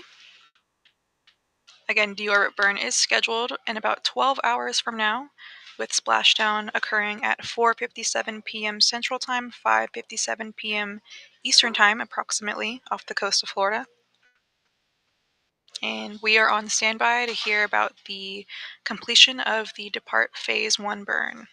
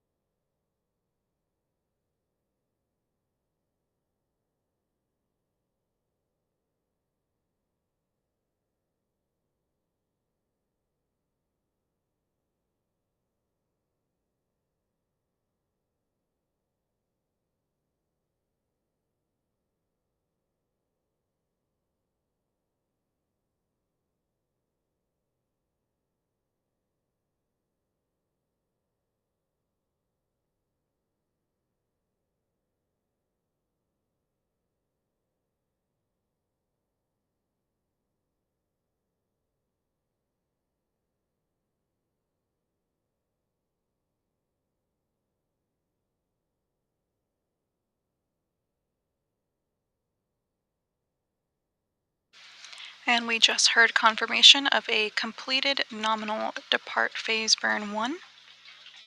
The next burn in the depart phase burn 2 is scheduled for the next 38 minutes.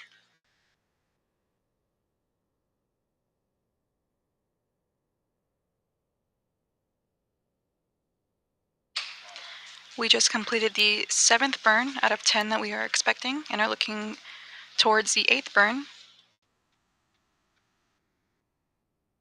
This next burn, departure phase burn 2, will have a duration of about 53 seconds, so just under a minute.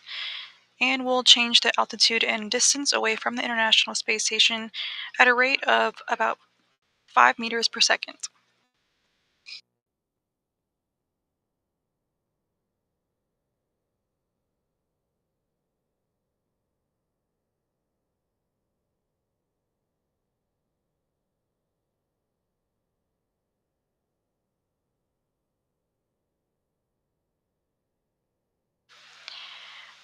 Both departure burn 0 and 1 successfully led the Dragon Freedom to exit the Keep Out Sphere.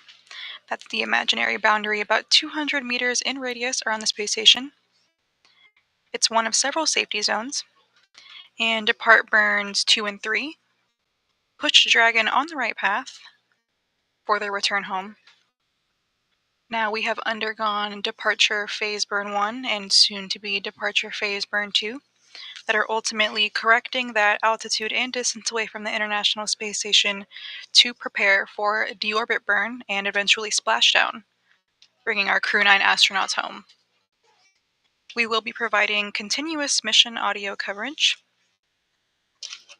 We will be going live on NASA Plus for coverage of re-entry and splashdown.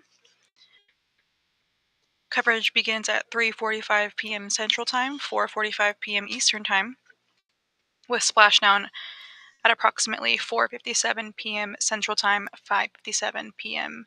Eastern Time off the coast of Florida.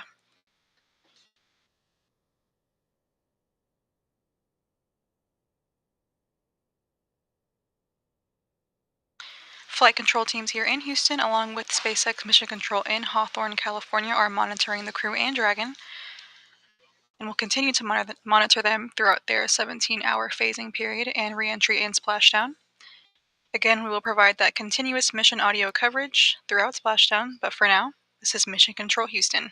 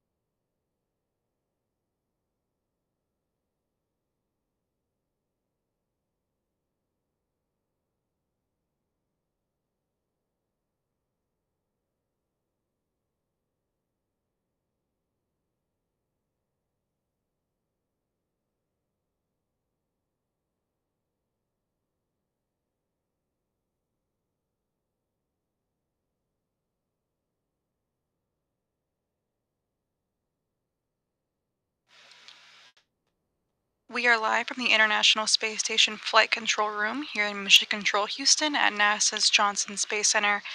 At the moment, we are currently monitoring NASA's SpaceX Crew 9 mission as they join their path to return home and splash down off the coast of Florida.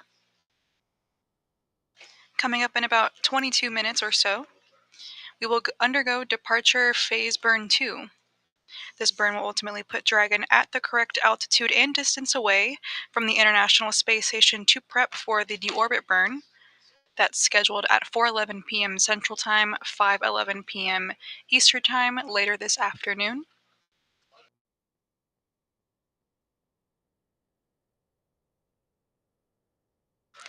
The deorbit burn is one of the major burns in the mission and their reentry and splashdown.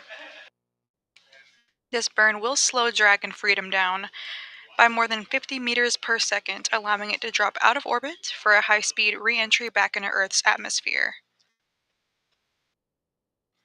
After this maneuver, a parachuted-assisted landing or splashdown off the coast of Florida will occur at approximately 4:57 p.m. Central Time, 5:57 p.m. Eastern Time.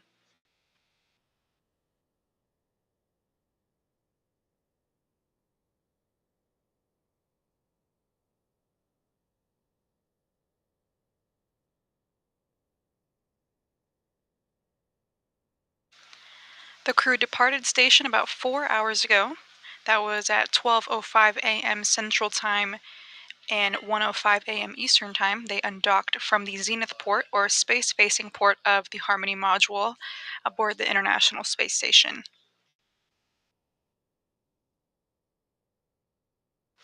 The Crew 9 crew members are currently aboard Dragon Freedom. This is the fourth flight for this Dragon capsule that previously flew NASA's SpaceX Crew 4 and the private astronaut missions Axiom Mission 2 and Axiom Mission 3.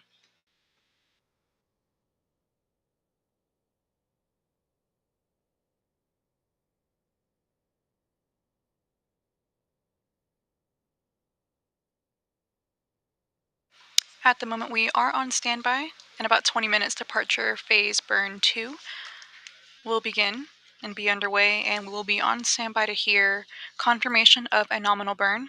Again, this burn is critical in correcting that altitude and distance away from the International Space Station and prepping the crew and Dragon for its return back home.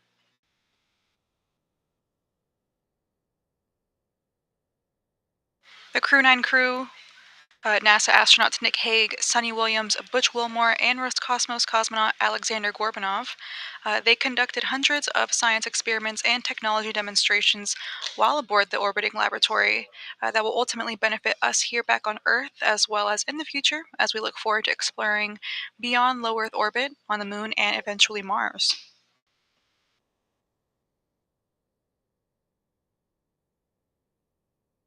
And we just heard confirmation here in Mission Control Houston that we are go for departure phase burn 2. Again, that burn is happening in about 19 minutes or so. And we're on standby for confirmation of that start.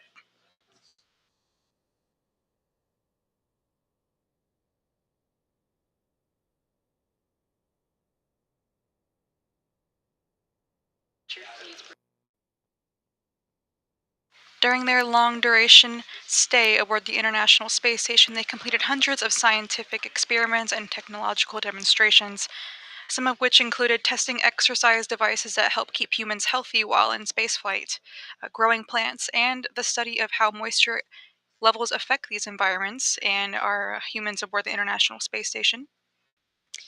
Some of the crew wore biomonitor vests and headbands. This set of garments contained sensors that collect data such as heart rate, breathing rate, blood pressure, and temperature.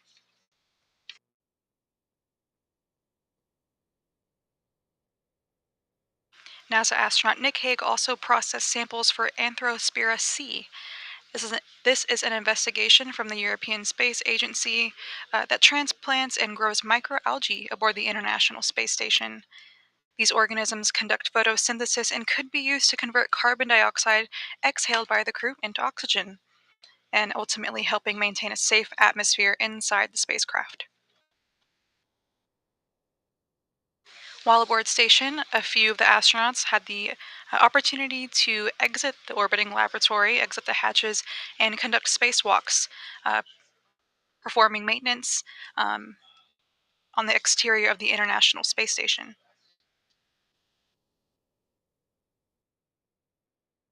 NASA astronaut Sunny Williams conducted 2 spacewalks during her spaceflight, and she now has conducted 9 total spacewalks in her career, totaling 62 hours and 6 minutes. Now that's the fourth longest cumulative space-time ever, and the most by a woman. Butch Wilmore conducted 1 spacewalk during his spaceflight and now has conducted 5 total in his career, and that's total of 31 hours and 2 minutes.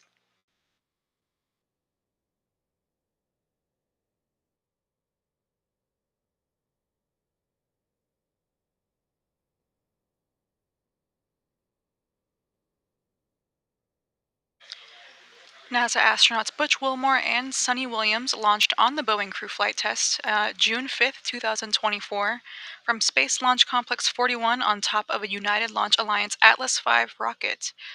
But due to systematic issues with the spacecraft, NASA decided to return Butch and Sunny with Nick Hague and Alexander Gorbanov as a part of the Crew 9 mission. NASA's SpaceX Crew 9 lifted off from Space Launch Complex 40 at Cape Canaveral Space Force Station in Florida back in September. This marked the first time a human spaceflight mission launched from that pad. At the end of this mission, concluding splashdown later this evening, Wilmore and Williams will have a mission duration of 286 days, and Hague and Gorbanov will have spent 171 days in space.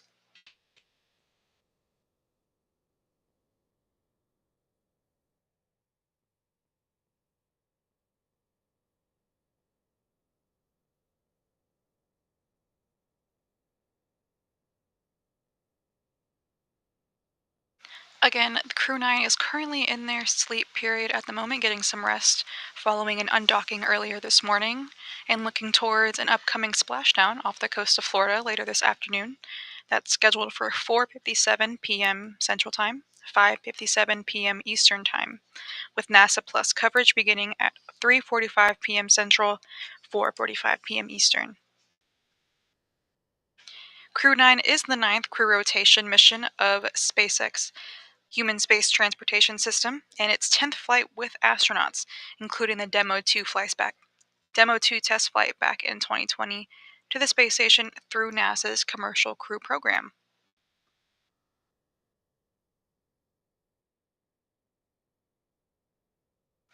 We will be providing continuous mission audio coverage through re-entry and splashdown for NASA's SpaceX Crew 9 mission.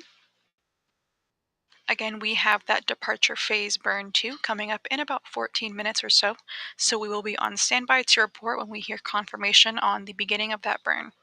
For now, this is Mission Control Houston.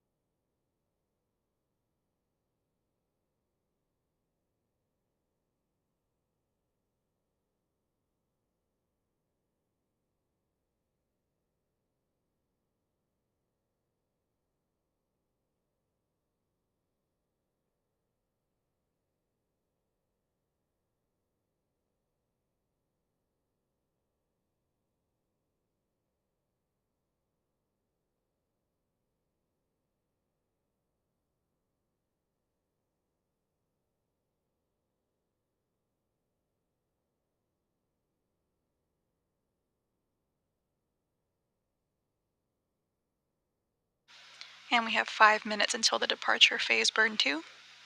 Waiting that confirmation.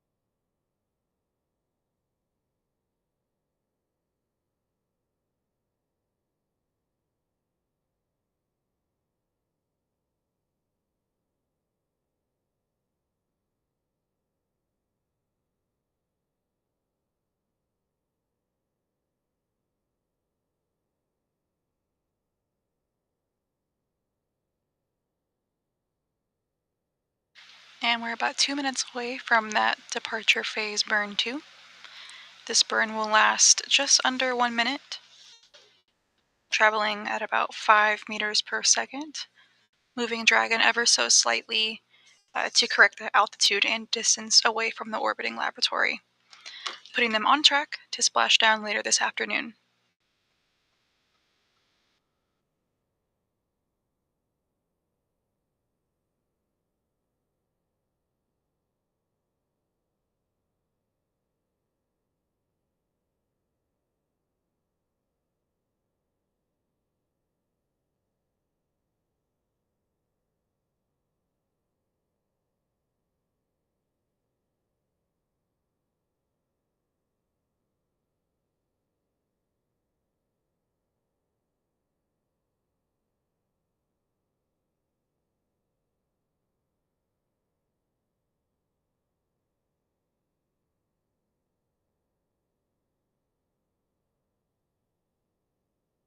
Confirmed 1 minute until burn.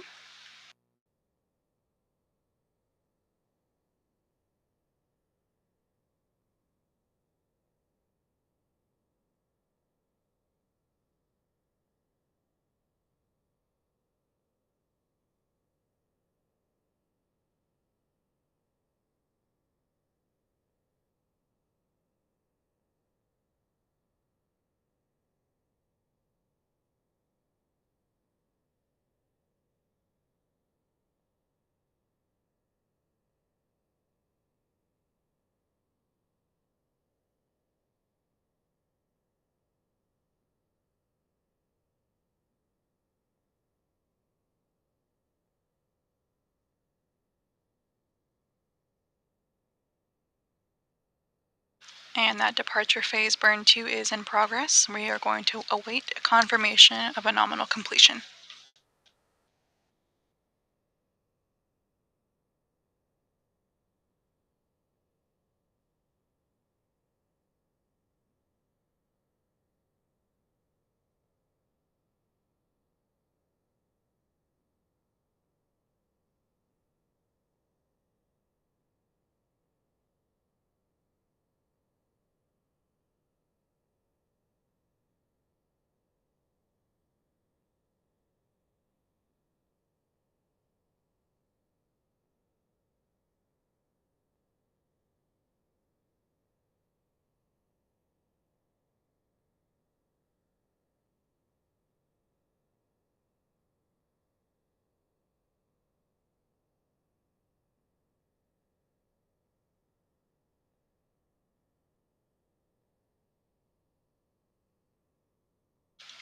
We just got confirmation of a nominal burn that has been completed.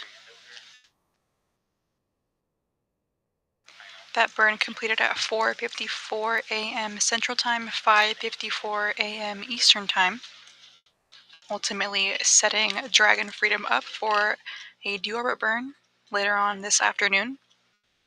This deorbit burn will prepare Dragon to enter the Earth's atmosphere and have a parachute-assisted splashdown off the coast of Florida, bringing our NASA SpaceX Crew 9 astronauts back home to Earth. And eventually, they will get on a G5, a NASA G5, and will return to Houston, Texas at NASA's Johnson Space Center, where they will be reunited with friends and family.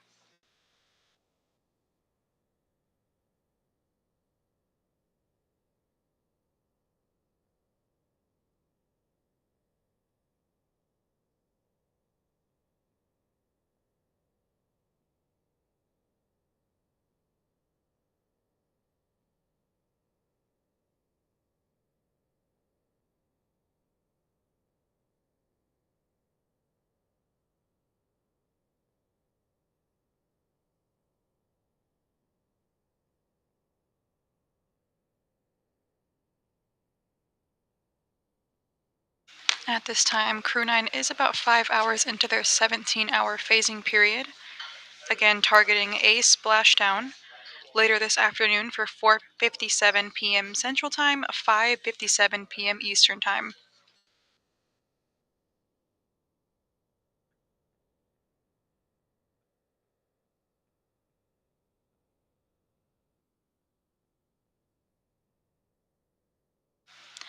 The next burn that we can expect is not for another 11 or so hours, and that will be, as mentioned, the deorbit burn.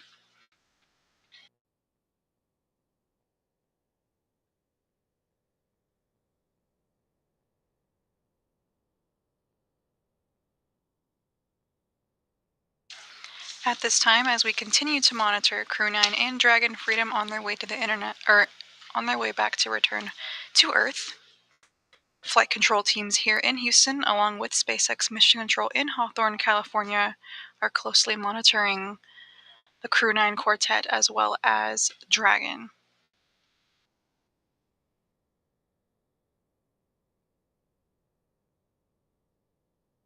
We are currently in mission audio coverage and will be live on NASA Plus, the agency's website, as well as social media, beginning at 3:45 p.m. Central Time, 4:45 p.m. Eastern Time, and that's for coverage of re-entry and splashdown of NASA astronauts Butch Wilmore, Sunny Williams, Nick Hague, and Roscosmos cosmonaut Alexander Gorbanov off the coast of Florida. Again, we will be providing continuous mission audio coverage through that splashdown, but for now, this is Mission Control Houston.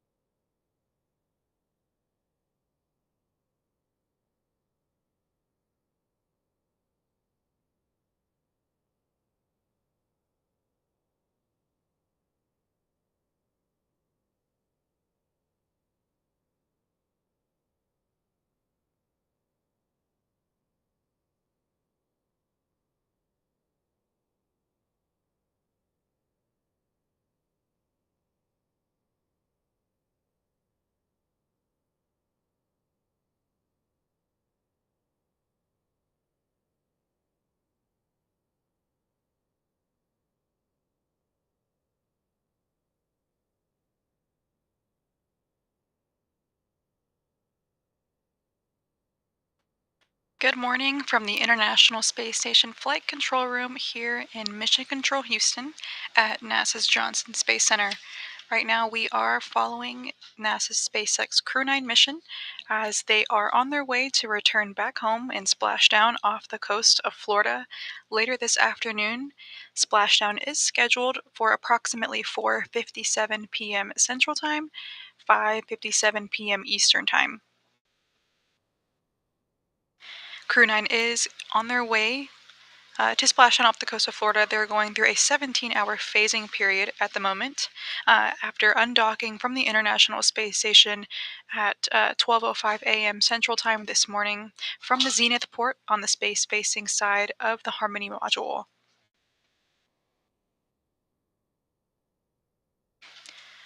Prior to departing the International Space Station, they had a quick handover period, a direct handover period with NASA's SpaceX Crew 10, who just arrived to the International Space Station this past weekend.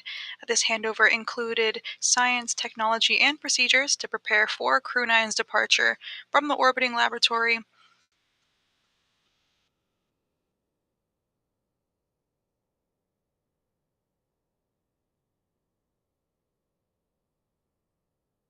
NASA astronauts Sunny Williams and Butch Wilmore, at the time of the splashdown later this afternoon, will have spent 9.5 months during their mission, and Nick Hague and Alexander Gorbanov will have spent almost 6 months during their mission.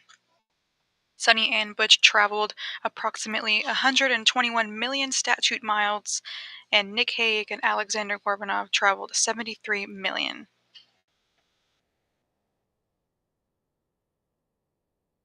At this time, we have gone through about 8 burns, and these burns are ultimately paving the path for Dragon Freedom to splash down successfully off the coast of Florida later this afternoon. The undocking between Freedom and the International Space Station takes Dragon above, behind, and below the orbiting laboratory, and these are a series of maneuvers known as burns or departure burns that Freedom will swing around the space station and put it on a trajectory that will ultimately lead to a splashdown. The next burn isn't going to happen for another about 11 hours or so. That's scheduled at 4:11 p.m. Central Time, 5:11 p.m. Eastern Time, just about 45 minutes or so before splashdown. This deorbit burn will slow Dragon down by more than 50 meters per second, and this will allow for a high-speed re-entry back into Earth's atmosphere and a parachute-assisted splashdown for the Crew 9 crew.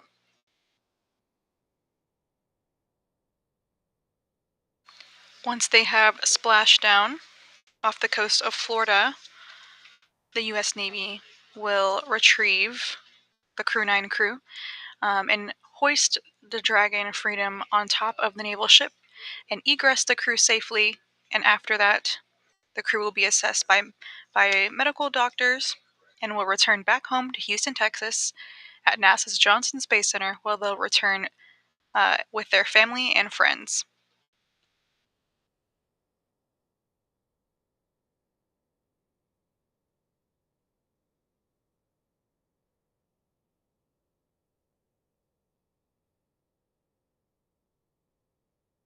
This was the third spaceflight for Sunny Williams, Butch Wilmore, and Nick Hague, and the first for Alexander Gorbanov.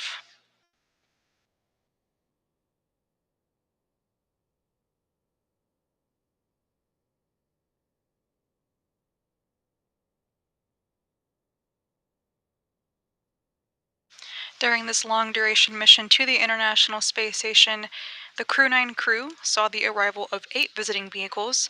That includes 5 resupply missions, 2 commercial crews, that was NASA's SpaceX Crew 10 and Crew 9, as well as 1 Soyuz mission carrying NASA astronaut Don Pettit. They also saw the departure of 8 visiting vehicles, including 5 resupply missions as well, Starliner and NASA's SpaceX Crew 8, as well as 1 Soyuz mission carrying NASA astronaut Tracy Dyson.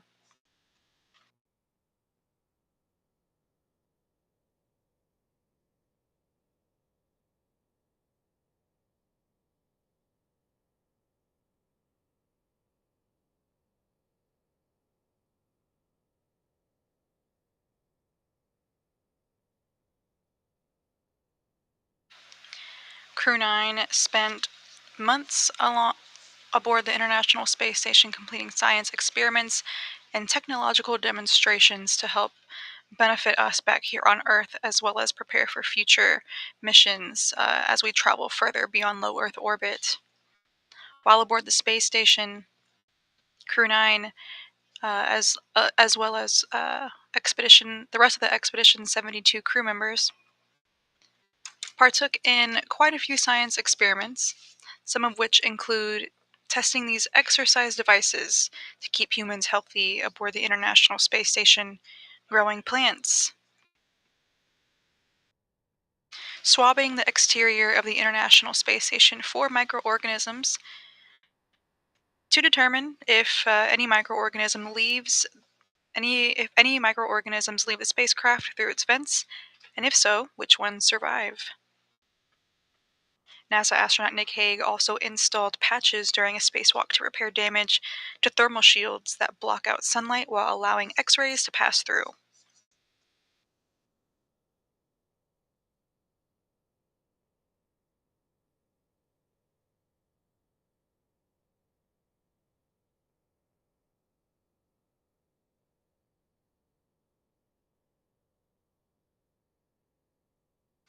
Again, NASA's SpaceX Crew 9 is currently in their sleep period aboard Dragon Freedom, and they are on their way to splash down off the coast of Florida this afternoon. We have gone through about 8 burns out of 10, and are expecting our next burn, the deorbit burn, in about 10 hours and 47 minutes from now.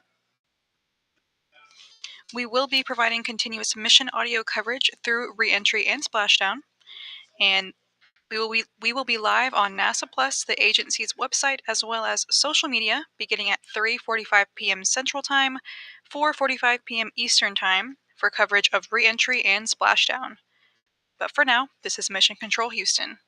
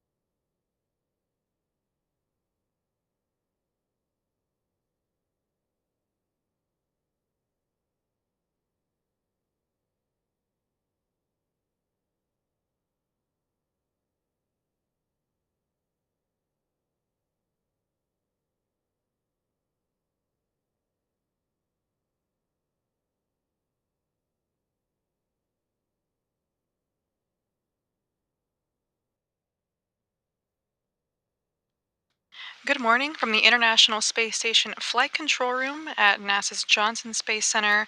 We're here in Mission Control Houston, providing mission audio coverage of NASA's SpaceX Crew 9 mission as they make their way home and approach Earth and are fixing to splash down later this evening. Splashdown is set for approximately 4:57 p.m. Central Time, 5:57 p.m. Eastern Time, with NASA Plus coverage beginning at 3:45 p.m. Central, 4:45 p.m. Eastern.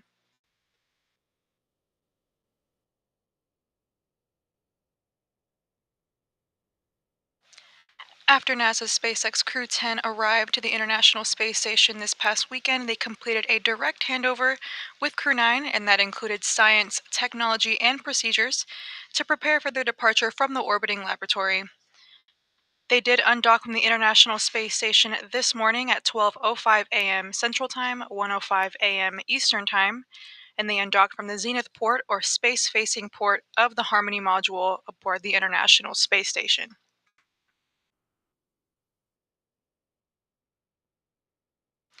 NASA astronauts Nick Hague, Sunny Williams, Butch Wilmore, and Roscosmos cosmonaut Alexander Gorbanov conducted hundreds of science experiments and technology demonstrations that will benefit humanity back on Earth, as well as in the future as we look forward to exploring further beyond low Earth orbit, to the Moon, and eventually Mars.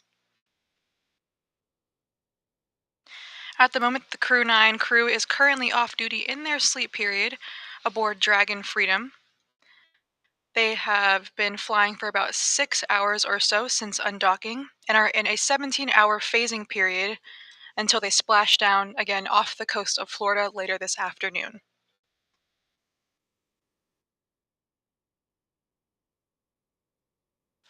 Over the last 6 hours, Dragon Freedom has undergone about 8 burns total.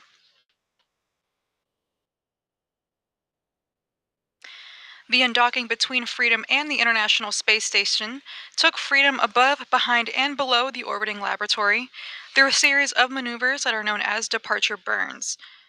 Freedom swung below the space station on a trajectory that will prepare Freedom for the deorbit burn.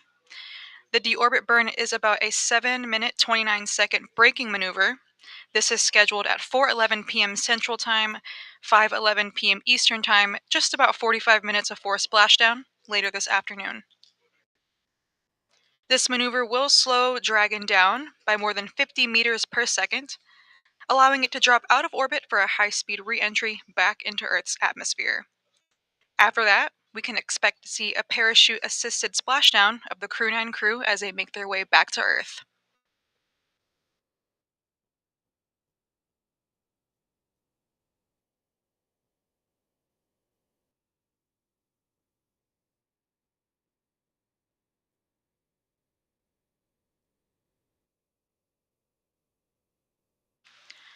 On board the Crew 9 crew, Sunny Williams and Butch Wilmore had a mission duration of 286 days, about 9.5 months.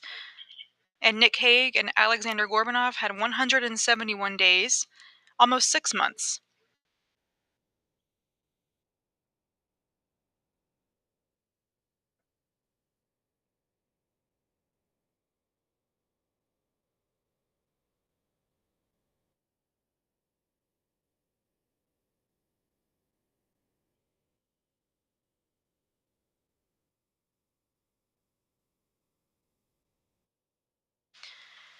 NASA astronauts Butch Wilmore and Sunny Williams launched on the Boeing Crew Flight Test on June 5, 2024, from Space Launch Complex 41 on top of a United Launch Alliance Atlas V rocket.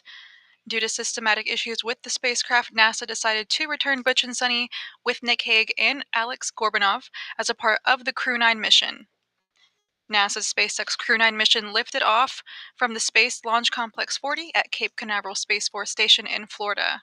This marks the first time a human spaceflight mission has launched from that pad.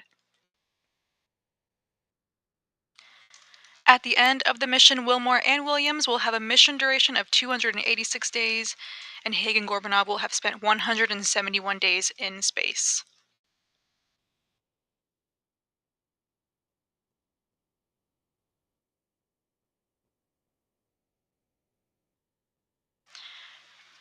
Of course, the Crew 9 quartet conducted hundreds of science experiments and technology demonstrations aboard the orbiting laboratory, some of which include testing exercise devices that will help keep humans healthy during spaceflight. NASA astronaut Nick Hague also processed samples for Anthrospira C, an investigation from the European Space Agency that transplants and grows microalgae above the International Space Station. These organisms could conduct photosynthesis and could be used to convert carbon dioxide exhaled by the crew members into oxygen, helping maintain a safe atmosphere inside the spacecraft. During a recent spacewalk, NASA astronaut Butch Wilmore also swabbed the exterior of the International Space Station for external microorganisms, an investigation exploring whether microorganisms leave the spacecraft through its vents, and if so, which one survives. Humans carry microorganisms with them wherever they go, and this investigation could help scientists take steps to limit microbial spread to places like the Moon and to Mars. Crew 9 did some exercising while on the International Space Station to prevent bone mass loss. They even wore biomonitor vests and headbands that contain sensors to collect data such as heart rate, breathing rate, blood pressure, and temperature. NASA astronaut Butch Wilmore also worked with hardware for a study that tests 3D printing of an implantable medical device that could facilitate recovery from peripheral nerve damage, a type of injury that can cause sensory and motor issues. In microgravity, this manufacturing technique produces higher quality devices that may perform better, benefiting the crew members on future long duration missions and patients back here on Earth. These, of course, are just a few of the hundreds of hours of scientific experiments that Crew 9 completed during their stay aboard the orbiting laboratory. Pretty impressive.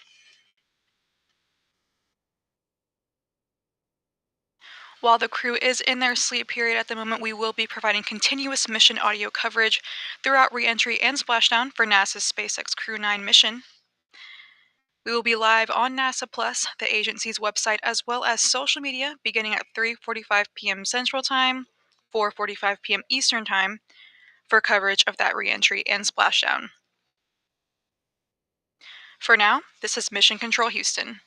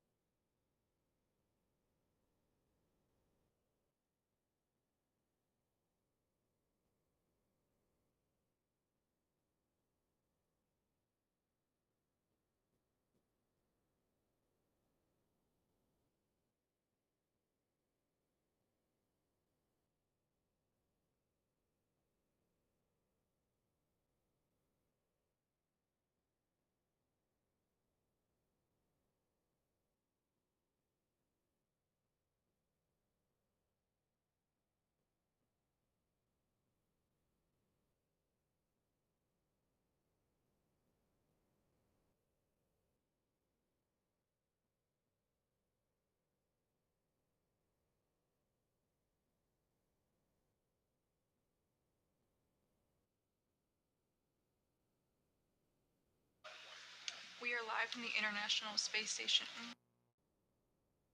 We are live from the International Space Station Flight Control Room here at NASA's Johnson Space Center in Mission Control, Houston, providing you live mission audio coverage of NASA's SpaceX Crew 9 as they make their way through a 17-hour phasing period to eventually splash down off the coast of Florida later this afternoon.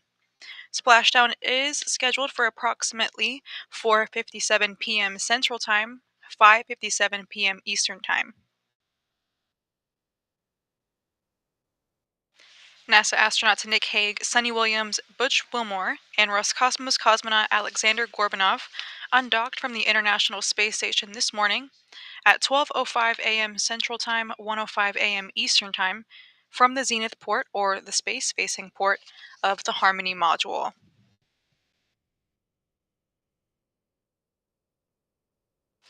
Sunny Williams and Butch Wilmore traveled 121 million statute miles during their 9.5-month stay on the International Space Station, as well as almost 5,000 orbits of the Earth. Nick Hague and Alexander Gorbanov traveled about 73 million statute miles and almost 3,000 orbits of the Earth during their 6-month stay.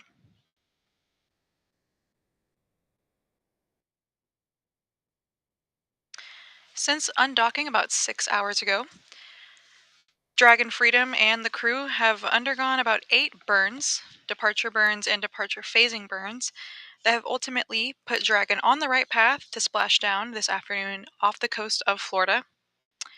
The departure phase burns put Dragon at the correct altitude and distance away from the International Space Station to prepare for deorbit burn later this afternoon, right before splashdown.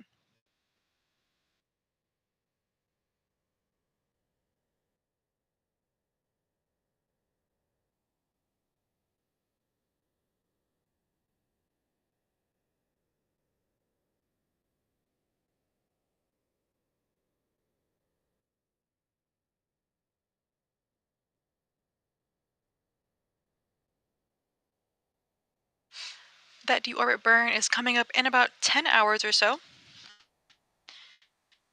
The undocking between Freedom and the International Space Station took the Dragon spacecraft around the International Space Station and through a series of maneuvers that ultimately put Dragon on the correct trajectory for the deorbit burn and ultimate splashdown and parachute-assisted landing later this afternoon. Flight control teams here in Houston, along with SpaceX Mission Control in Hawthorne, California, have been monitoring the Dragon spacecraft carrying the crew as they are making their way home.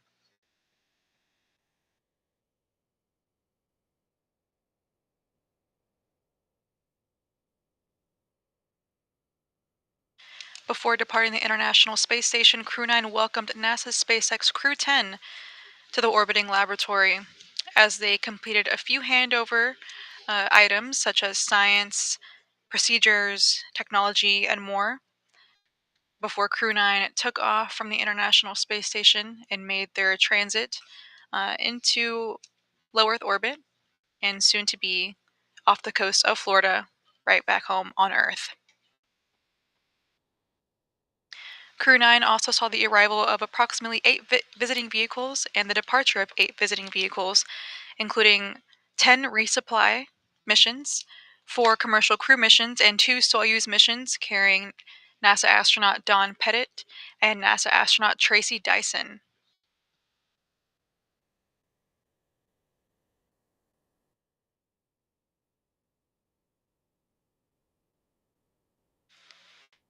The crew is flying aboard the SpaceX Dragon spacecraft named Freedom, which is making its 4th flight. It has previously flown NASA's SpaceX Crew 4 and the private astronaut missions Axiom Mission 2 and Mission 3.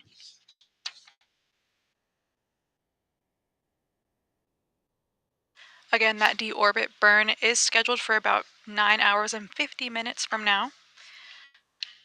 We are in mission audio coverage and will be live on NASA Plus, the agency's website, as well as social media, beginning at 3:45 p.m. Central Time, 4:45 p.m. Eastern Time for coverage of reentry and splashdown. For now, this is Mission Control Houston.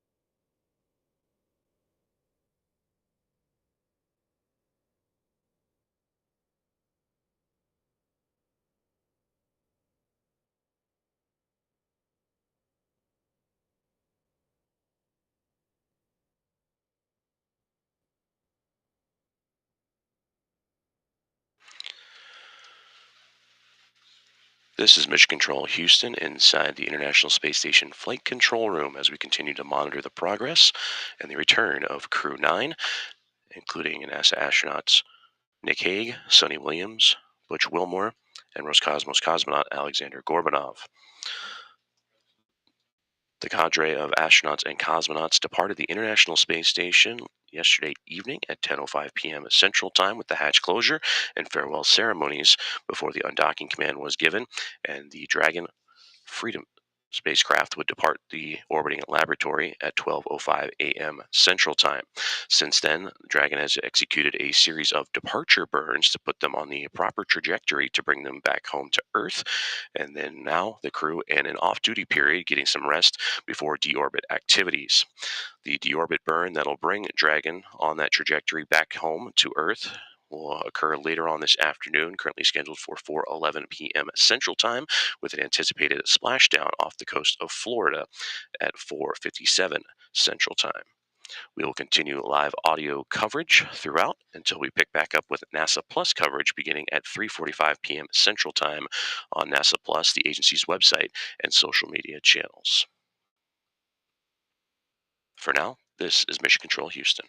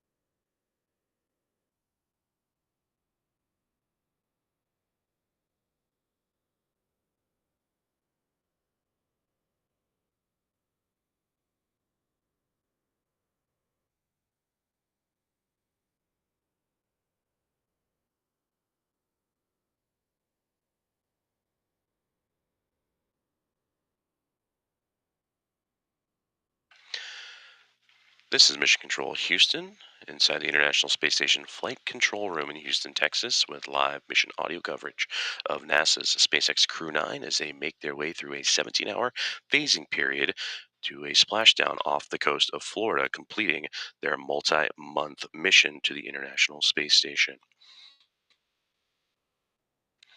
Crew 9, consisting of Commander and pilot Nick Hague and NASA astronauts Barry Wilmore, Sonny Williams, and Roscosmos cosmonaut Alexander Gorbanov, would have closing ceremonies and the hatch closure of their Dragon Freedom spacecraft from the orbiting laboratory yesterday evening at 10:05 p.m. Central Time was the hatch closure, and the formal undocking separating Freedom from the space station at 12:05 a.m. Central Time. The crew is underway in that 17-hour phasing period and in an off-duty time right now, catching some rest before deorbit activities will get underway. And for deorbit and bringing the Freedom spacecraft back home after their multi-month stay above the International Space Station, scheduled for later this afternoon, with an anticipated splashdown off the coast of Florida at 4:57 p.m. Central Time, 5:57 p.m. Eastern Time. For Sonny Williams and Butch Wilmore, who launched back in June of 2024, they will wrap up at the time of splashdown a mission duration of 286 days in their extended stay above the International Space Station. And that would include over 4,500 orbits of Earth and over 121 million statute miles. They are joining Nick Hague and Alexander Gorbanov, who launched to the orbiting laboratory back in late September for a 6-month stay. And at the time of splashdown, they will have completed 171 days in outer space and 2,736 orbits of Earth for just over 72 million statute miles.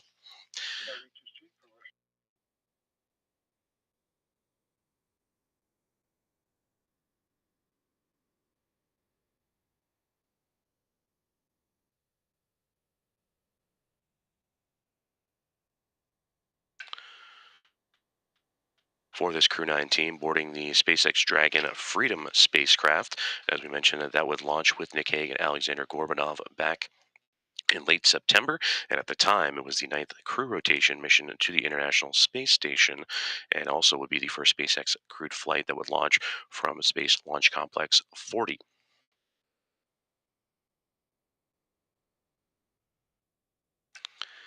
And for a period, both Hague, Wilmore, Williams, and Gorbanov would also join up with the team of the Soyuz MS-26 team, including NASA astronaut Don Pettit and the commander of Expedition 72 in the International Space Station, Alexei Ovchinin, and Ivan Wagner. And only a few days ago, over the weekend, Crew 10 would join as they would launch on March 14th and have just been on station a little over 3 days from now.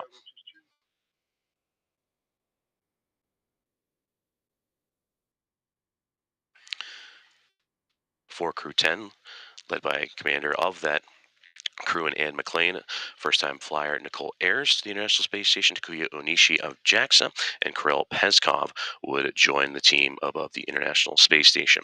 And after a brief handover period between Crew 9 and Crew 10, that would pave the way for Crew 9's return, as again they would undock earlier this morning at 12:05 a.m. Central Time, 1:05 a.m. Eastern, and are currently in a rest period of their 17-hour phasing, and will begin deorbit procedures a little bit later on this afternoon with the anticipated splashdown of 4:57 p.m. Central Time, 5:57 p.m. Eastern Time. We will continue with our mission audio coverage here on the NASA agency website and social channels, and when NASA Plus production will pick back up at 3:45 p.m. Central Time at 4:45 p.m. Eastern Time. And you can also follow on the agency's website and social media channels as well. Until then, we will continue providing mission audio coverage through reentry and splashdown on all things NASA's SpaceX Crew 9 mission. For now, this is Mission Control Houston.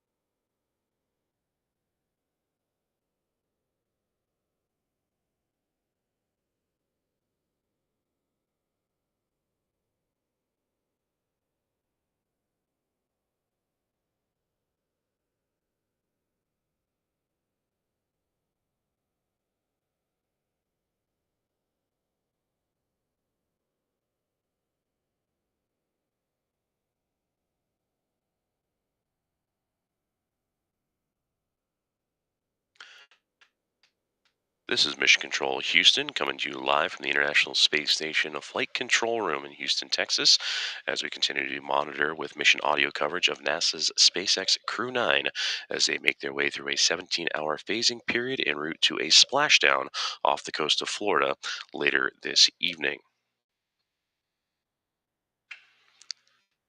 Crew 9, consisting of Commander Nick Hague, NASA astronauts Barry Wilmore, Sonny Williams, and Roscosmos cosmonaut Alexander Gorbanov, have completed their long-duration stay aboard the International Space Station and are en route to return to Earth with the anticipated splashdown at 4:57 p.m. Central Time, 5:57 p.m.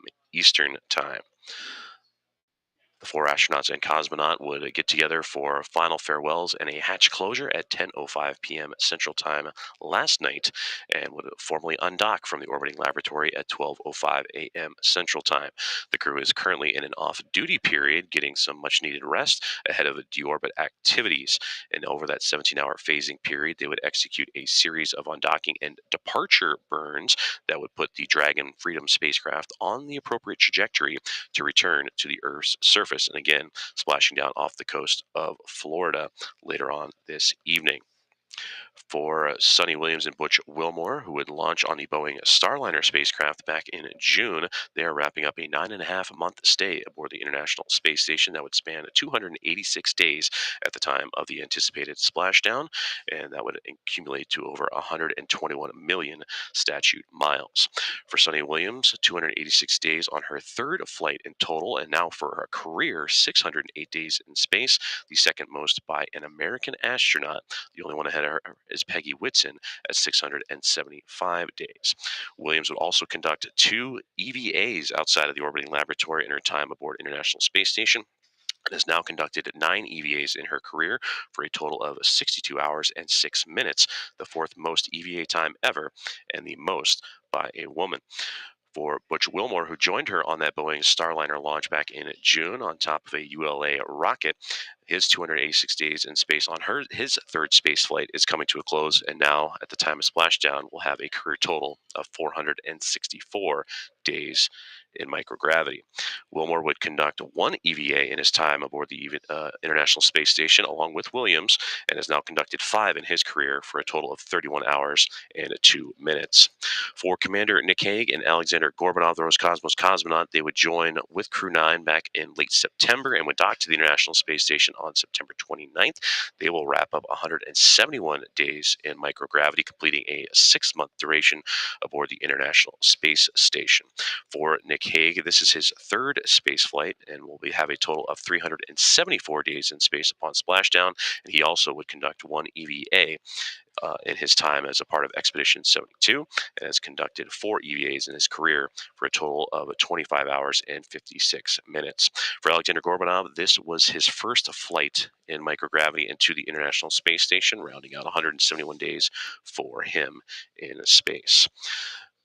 As I mentioned, the crew currently in an off-duty period, resting up ahead of a deorbit burn and the final burns of the journey, and that would put them on a trajectory towards splashdown off the coast of Florida near Tallahassee at 4:57 p.m. Central Time, 5:57 p.m. Eastern Time. Now that deorbit burn is still a little while away, a little less than 9 hours from now, and we're splashdown, the anticipated splashdown time, about 9.5 hours from now. We are currently in mission audio coverage, and we'll be live on NASA Plus and the agency's website, as well as the social media channels, beginning at 3:45 p.m. Central Time, 4:45 p.m. Eastern, and that'll cover all things reentry and splashdown. For now, this is Mission Control Houston.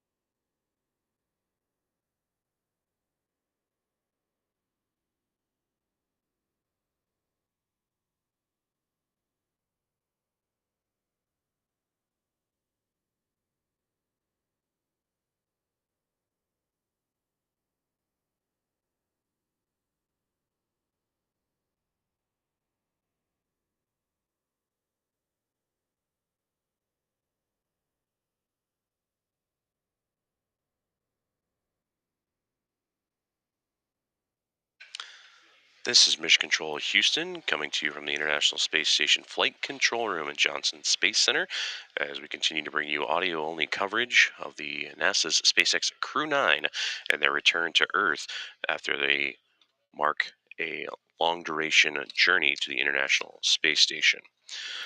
NASA astronauts and commander of Crew 9 Nick Hague, alongside with NASA astronauts Barry Wilmore and Sunny Williams, and Roscosmos cosmonaut Alexander Gorbanov, completing their long-duration stay.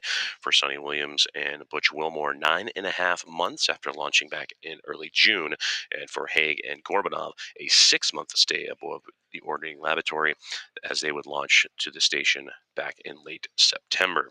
For Williams and Wilmore, their mission duration 286 days upon the anticipated splashdown time later on this evening. As for Nick Hague and Alexander Gorbanov, they would wrap up a mission duration of 171 days.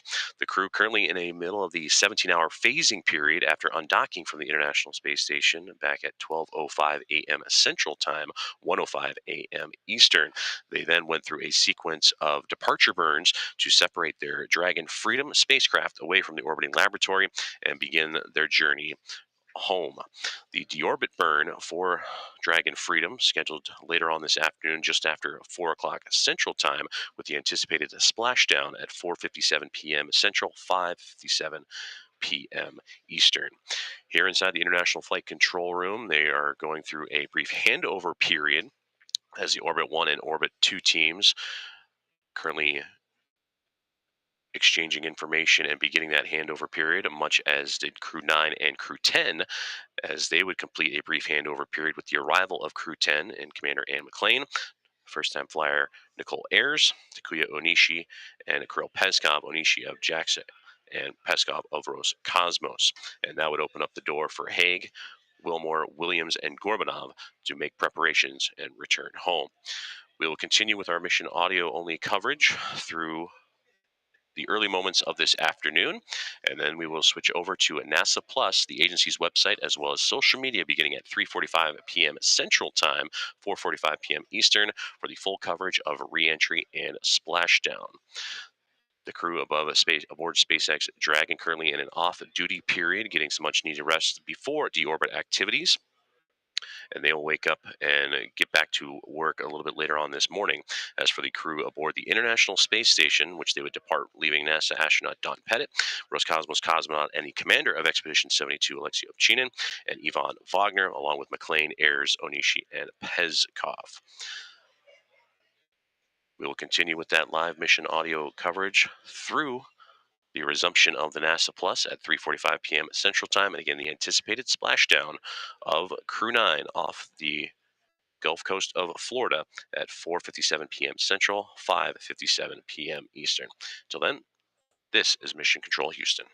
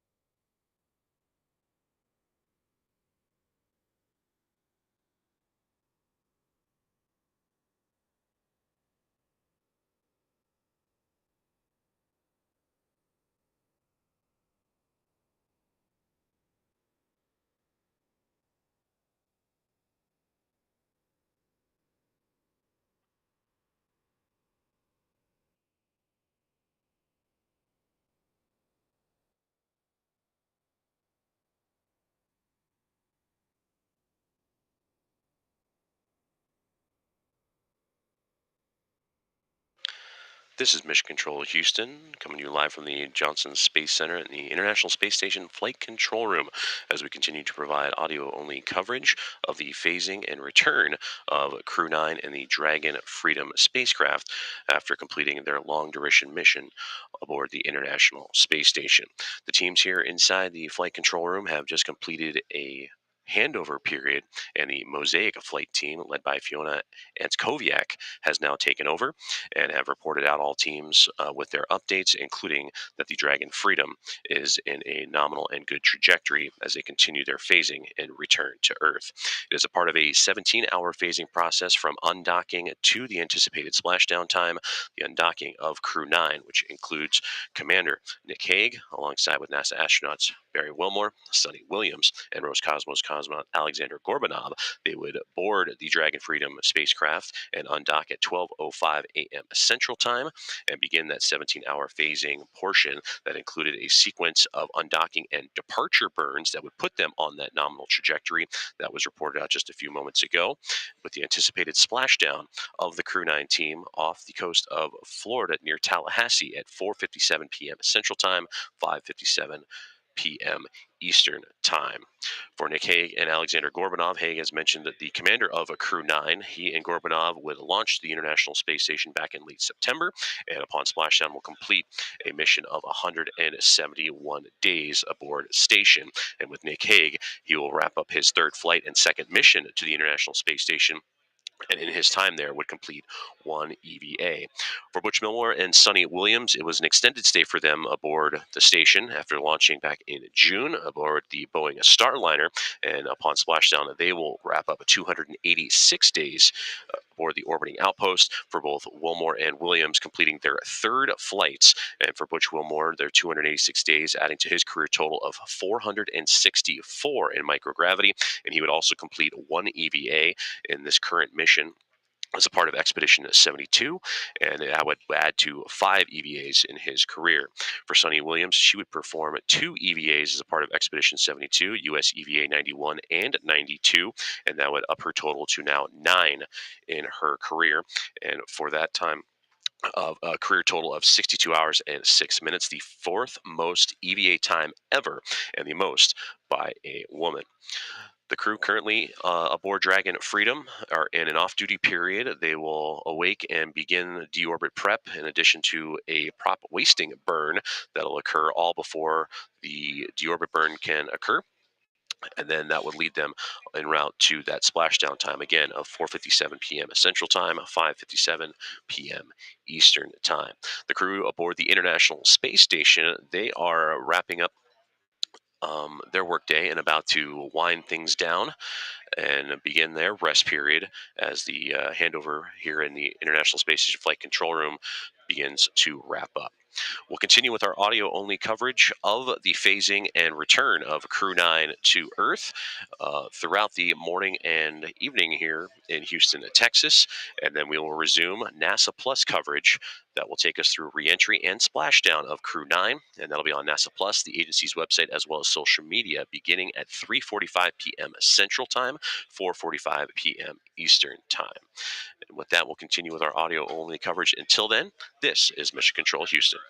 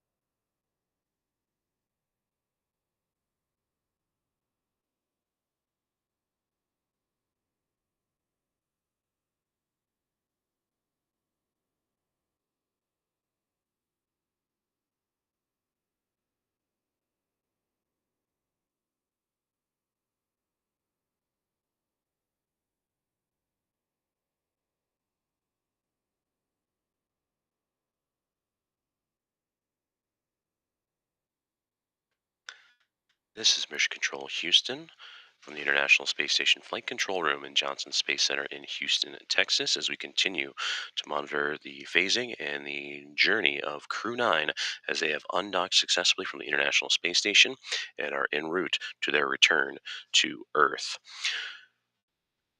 Crew 9 consisting of Commander and NASA astronaut Nick Hague, alongside Barry Wilmore and Sonny Williams of NASA and Alexander Gorbanov of Roscosmos, successfully undocked from the International Space Station at 12:05 a.m. Central Time earlier this morning and have executed a sequence of burns and are now in an off-duty period in preparation for deorbit commands and the eventual return and splashdown to Earth. And that splashdown off the coast of Florida near Tallahassee, currently scheduled for 4:57 p.m. Central Time, 5:57 p.m. Eastern Time. We'll continue with our audio-only coverage until NASA Plus coverage will resume at 3:45 p.m. Central, 4:45 p.m. Eastern, and that will take you through re-entry and splashdown. For Nick Hague and Alexander Gorbanov as a part of the cadre of Crew 9 members. They would launch the International Space Station back in late September and would dock and execute a mission of 171 days, about 6 months, aboard the orbiting laboratory, in which they would travel 72 million statute miles, for which Wilmore and Sonny Williams of NASA, they would launch to the space station aboard the Boeing Starliner spacecraft back in June and have an extended stay upon splashdown of 286 days in microgravity. And for them, that would include 4,576 orbits of Earth and over 121 million statute miles.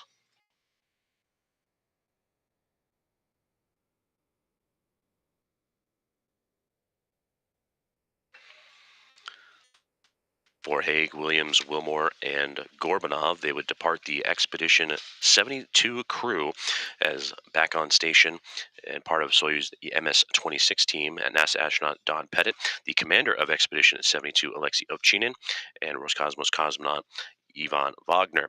And then Crew 10, who recently just arrived to station a little more than 3 days ago, they would execute a brief handover period with Crew 9 and transitioning both the science and roles and operations to the Crew 10 team.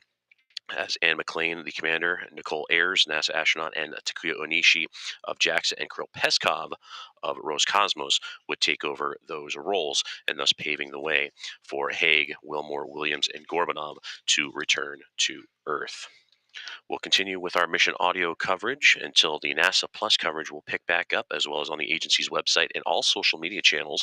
That again will begin at 3:45 p.m. Central Time, 4:45 p.m. Eastern Time, and that'll cover re-entry and splashdown. For now, this is Mission Control Houston.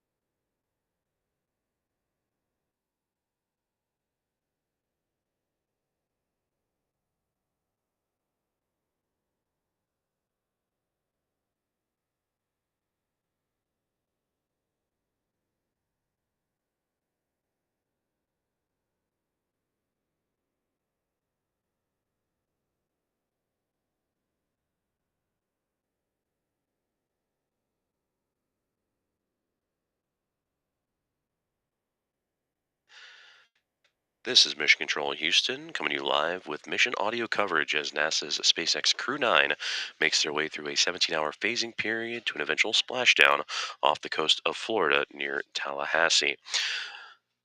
The Crew 9 team, consisting of Commander Nick Hague of NASA, Butch Wilmore and Sunny Williams, also of NASA, and Roscosmos cosmonaut Alexander Gorbanov, have completed their long-duration mission aboard the International Space Station and would have hatch closures and goodbye ceremonies yesterday evening, and then that would lead up to an undocking at 12:05 a.m. Central Time earlier this morning. The team is currently undergoing a 17-hour phasing period, and since undocking has executed a number of undocking and departure burns that would put them on the appropriate trajectory and all nominal outputs so far from the Dragon Freedom spacecraft en route to what will eventually become the deorbit burn that will send them en route to a splashdown. That splashdown, as mentioned, off the coast of Florida near Tallahassee at 4:57 p.m. Central Time, the anticipated time we will see, as well as 5:57 p.m. Eastern Time. The crew aboard the International Space Station, including Crew 9, the Expedition 72 crew overall, with Hague, Wilmore, Williams, and Gorbanov now departing. Remaining on station are NASA astronaut Don Pettit, the commander of Expedition 72, Alexei Ovchinin of Roscosmos, and his Roscosmos cosmonaut colleague, Ivan Wagner. Crew 10 recently arrived to the International Space Station just this past weekend, docking on March 15th, and have been on station for just a little more than 3 days. But with their arrival, with Anne McLean as commander, Nicole Ayers as pilot, Takuya Onishi and Kirill Peskov joining them as mission specialist, they would embrace a brief handover period with the Crew 9 team, and they would hand over both science experiments and overall procedures aboard the International Space Station, and that would also pave the way for Crew 9 to allow for departure and the eventual splashdown. For Sunny Williams and Butch Wilmore, they would launch to the International Space Station back in early June, and it will, upon splashdown, wrap up a 9.5-month stay in microgravity and a mission duration of 286 days and over 4,500 orbits of Earth, resulting in over 121 million statute miles. For both Wilmore and Williams, they are completing their third space flight, and for Wilmore, now a career total of 464 days in space, and he would complete one EVA as a part of Expedition 72. That was US EVA number 92, and overall in his career now 5 EVAs. For Sunny Williams, she is also wrapping up her third flight in microgravity, her 286 days aboard this mission, 608 in her career. She would also participate in EVAs, 2 of them, US EVA 91 and 92, and now has conducted 9 EVAs in her career for a total of 62 hours and 6 minutes. And that is 4th most EVA time ever, and the most by a woman.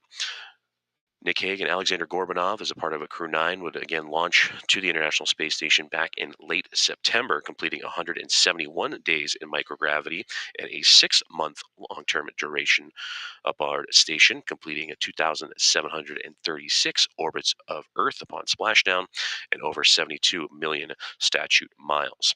For Nick Hague, this is his third space flight and will now have a career total of 374 days in space, and he would conduct one EVA as a part of Expedition 72. He and Williams were members of the US EVA number 91 back in the middle of January, and he has now conducted 4 EVAs in his career for a total of 25 hours and 56 minutes. For Roscosmos cosmonaut Alexander Gorbanov, he is completing his first ever flight to microgravity into the International Space Station, totaling 171 days. While aboard the orbiting laboratory, this team of Crew 9 would complete over 900 hours in over 150 unique science experiments, and now bringing that all back to a conclusion with the splashdown of the anticipated time of 4:57 p.m. Central, 5:57 p.m. Eastern, off the coast of Florida near Tallahassee. We'll continue with our mission audio only coverage up until 3:45 p.m. Central. That is when we will return to NASA Plus, the agency's website, as well as social media for the live coverage of reentry and splashdown. Again, that is 3:45 p.m. Central Time, 4:45 p.m. Eastern Time. And we'll continue with updates up until then. For now, this is Mission Control Houston.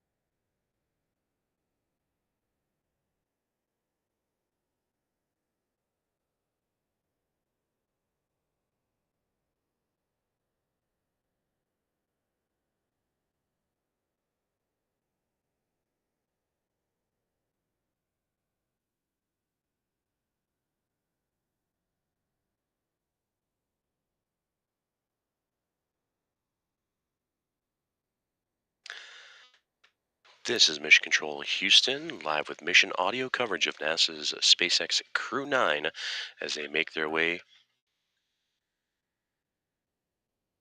through a 17-hour phasing period to splashdown off the coast of Florida.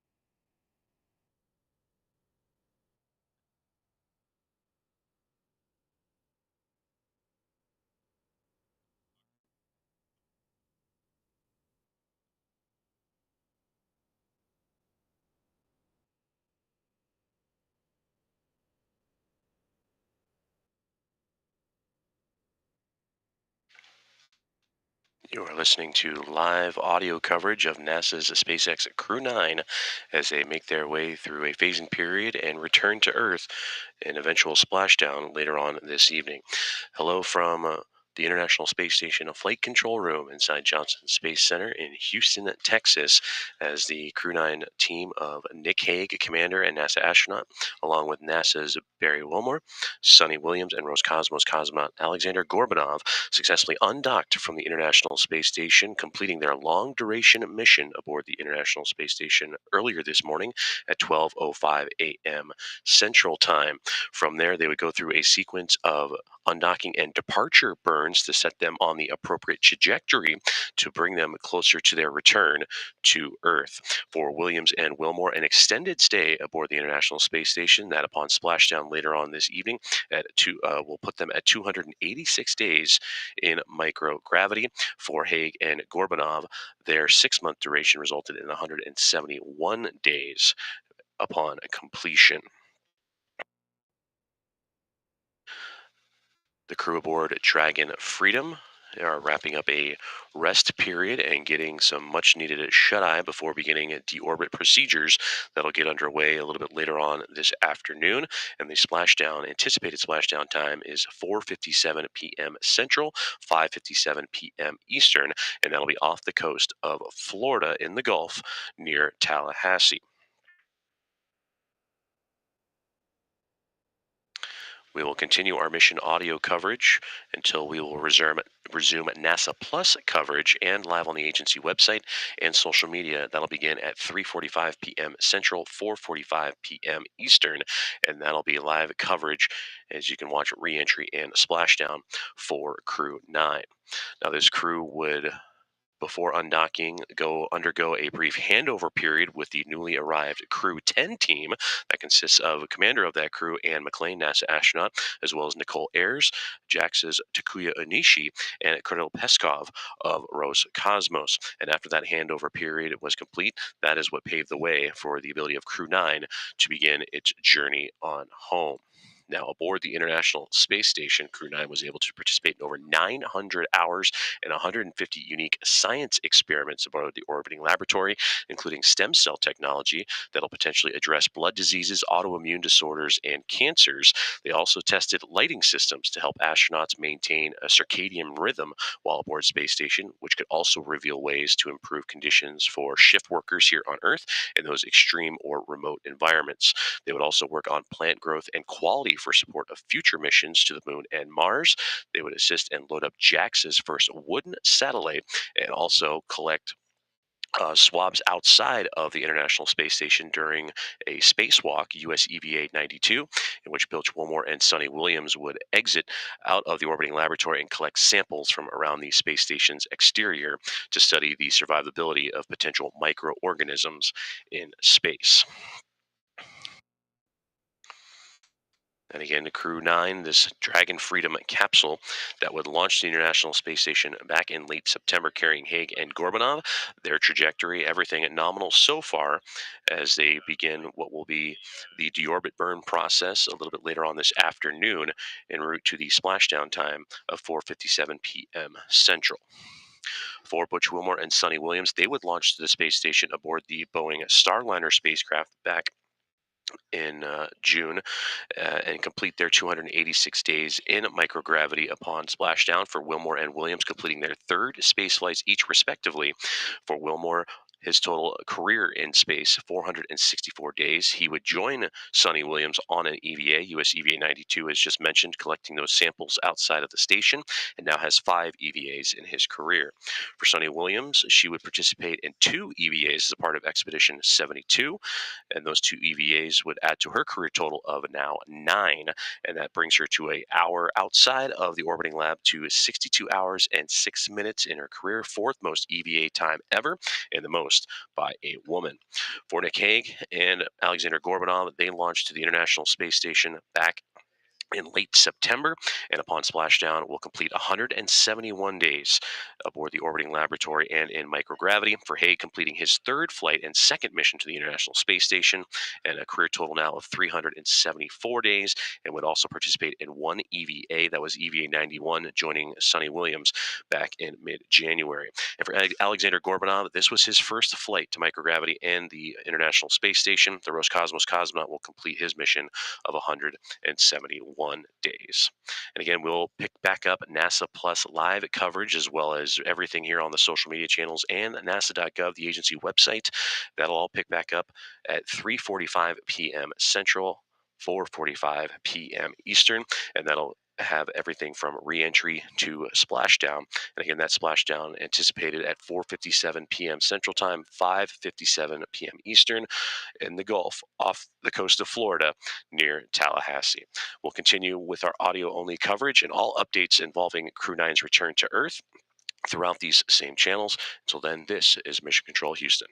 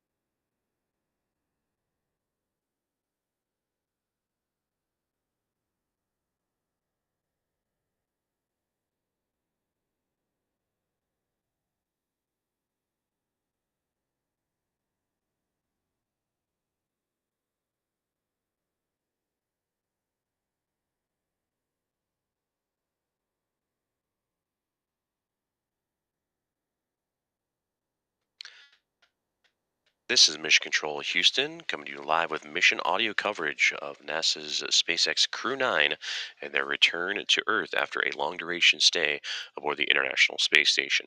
Hello from the International Space Station Flight Control Room inside Johnson Space Center in Houston, Texas, as the live audio coverage continues on after a successful undocking for the quartet of the Crew 9 team.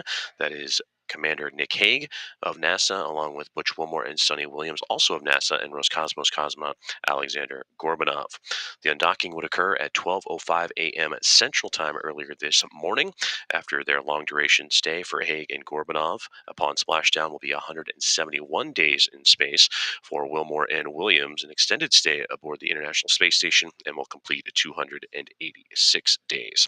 After undocking in the early morning hours, they would undergo a couple of undocking burns and 4 departure burns that would put the Dragon Freedom spacecraft on the appropriate trajectory in preparations for the deorbit burn coming up later this afternoon.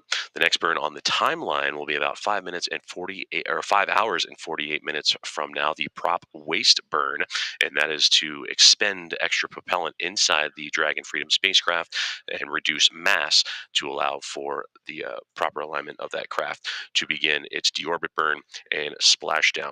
Now, splashdown currently slated for 4:57 p.m. Central Time, 5:57 p.m. Eastern Time, and we'll pick back up the coverage live on NASA Plus, the agency's website, as well as social media, beginning at that time, starting with the coverage of re-entry and a splashdown. For Nick Hague and Alexander Gorbanov, they would launch the International Space Station in late September. For Hague, his third flight and second mission to the space station, resulting in a career total now of 374 days in space. For Alexander Gorbanov, wrapping up his first flight in microgravity. For Butch Wilmore and Sunny Williams, they would launch the International Space Station back in June and would dock a day after and complete 286 days on orbit, and both of them wrapping up their third space flights. For Wilmore, completing 464 days in his career, and he would participate in 1 EVA aboard the Expedition 72 crew, and that was US EVA number 92, in which he would join Sunny Williams back on January 30th, and now has 5 EVAs in his career. For Sunny Williams, third flight for her, and now totaling upon splashdown 608 days in space. She would participate in 2 EVAs, US EVA 91 and 92, in quick succession on January 16th and January 30th, joining Nick Hague for the first and Wilmore for the second, and that would put her at 9 for her career, and a total of 62 hours and 6 minutes, the 4th most EVA time ever, and the most total by a woman. We'll continue with our audio coverage of all things in the return of NASA's SpaceX Crew 9, and we'll pick back up with the NASA Plus coverage and live coverage on the agency website and social media, again beginning at 3:45 p.m. Central Time, 4:45 p.m. Eastern. For now, this is Mission Control Houston.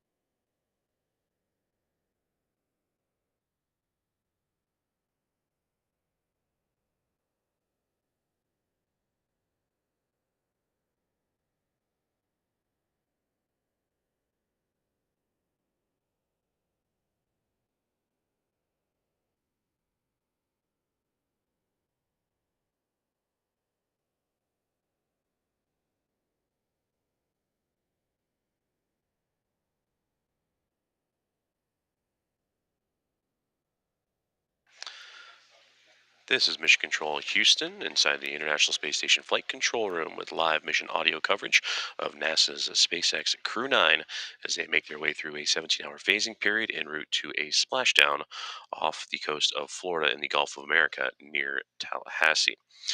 The quartet of Crew 9, consisting of Commander Nick Hague of NASA astronauts Butch Wilmore and Sunny Williams, and Roscosmos cosmonaut Alexander Gorbanov, would depart the International Space Station after a long duration mission, completing Crew 9 tasks as a part of Expedition 72. The undocking from space station in their Dragon Freedom spacecraft occurred around at 12:05 a.m. Central Time, and since then executed a series of undocking and departure burns to put them on the proper trajectory to return home to Earth. Anticipated splashdown time is 4:57 p.m. Central, 5:57 p.m. Eastern Time, and we'll continue providing with live mission audio coverage up until 3:45 p.m. Central, and that is when NASA Plus, the agency's website, nasa.gov, as well as social media, will kick back up with live visual and audio coverage. That will include reentry and splashdown. For now, this is Mission Control Houston.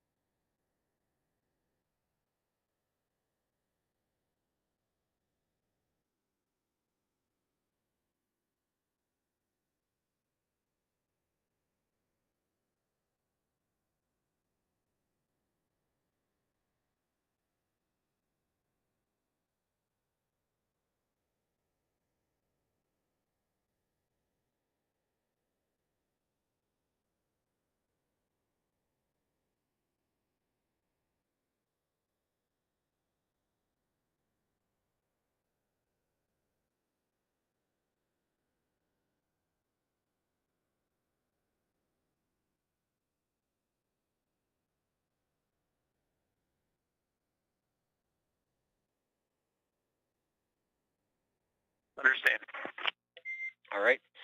Next, this should have been briefed before you went to sleep, but we do expect sparse TDRS coverage. This is going to be between 1523, that's 1523, and 1609. That is coming up in about 40 minutes. During that time, I recommend crew begin 4.700 and cabin stowage for deorbit prep. As part of that deorbit prep, we'll also need crew to stow temperature sensors per the tablet procedure 2.203, and we'll need you to report when complete. I'll take a pause here for any questions.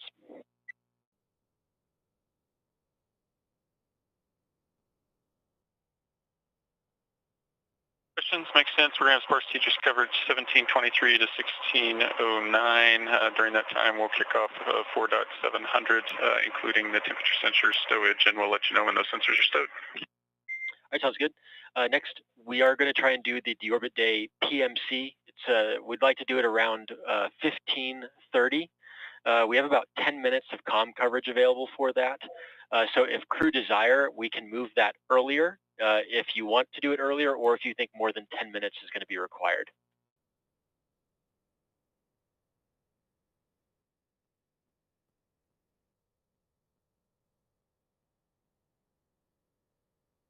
Be a short PMC, so we can stick to the 1730. And correction there, it's 1530, 1530. 1530, gotcha. All right, and last, I'm going to ask that we try and perform our inventory report and stowage reports per section 1 of 4.700 at 1700. That's 1700 Zulu.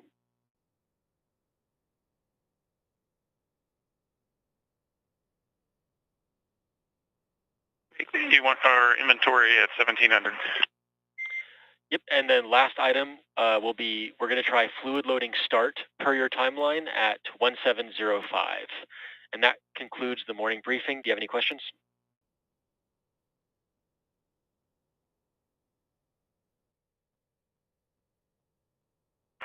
No questions. We'll make sure we start fluid loading for the timeline. All right, sounds good.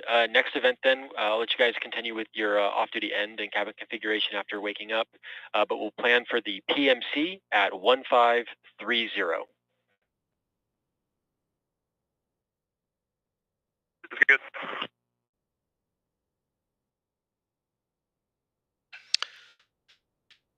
This is Mission Control Houston inside the International Space Station Flight Control Room, where you just heard communications from SpaceX in Hawthorne, California, relaying up to NASA's SpaceX Crew 9 team and Commander Nick Hague as they have woken up from their off-duty period and will now prepare for the Dragon Freedom spacecraft for deorbit preparations and performing inventory reports in anticipation of their continued phasing, deorbit burn, and anticipated splashdown in the Gulf of America off the coast of Florida near Tallahassee. That splashdown looking to occur at 4:57 p.m. Central Time, 5:57 p.m. Eastern Time. The crew woke up just a few moments ago, and that crew, the quartet of Crew 9, including Nick Hague, who you heard on that communications, along with Butch Wilmore and Sunny Williams of NASA, and Alexander Gorbanov of Roscosmos. They would wake up and radio down to Dragon Communications in Hawthorne, and also had a nice welcome music to bring them on back of a coming home variety. So again, the team is awake inside the Dragon Freedom spacecraft and preparing deorbit prep, along with inventory reports, fluid loading, and the like, in preparation for deorbit activities that will occur later on this afternoon. And the approximate splashdown time of 4:57 p.m. Central, 5:57 p.m. Eastern, off the Gulf Coast of Florida near Tallahassee. We are in mission audio coverage, and we'll begin live on NASA Plus once again, as well as the agency's website and social media, beginning at 3:45 p.m. Central Time, 4:45 p.m. Eastern, and that'll provide coverage of reentry and splashdown of the crew of Crew 9. Until then, this is Mission Control Houston.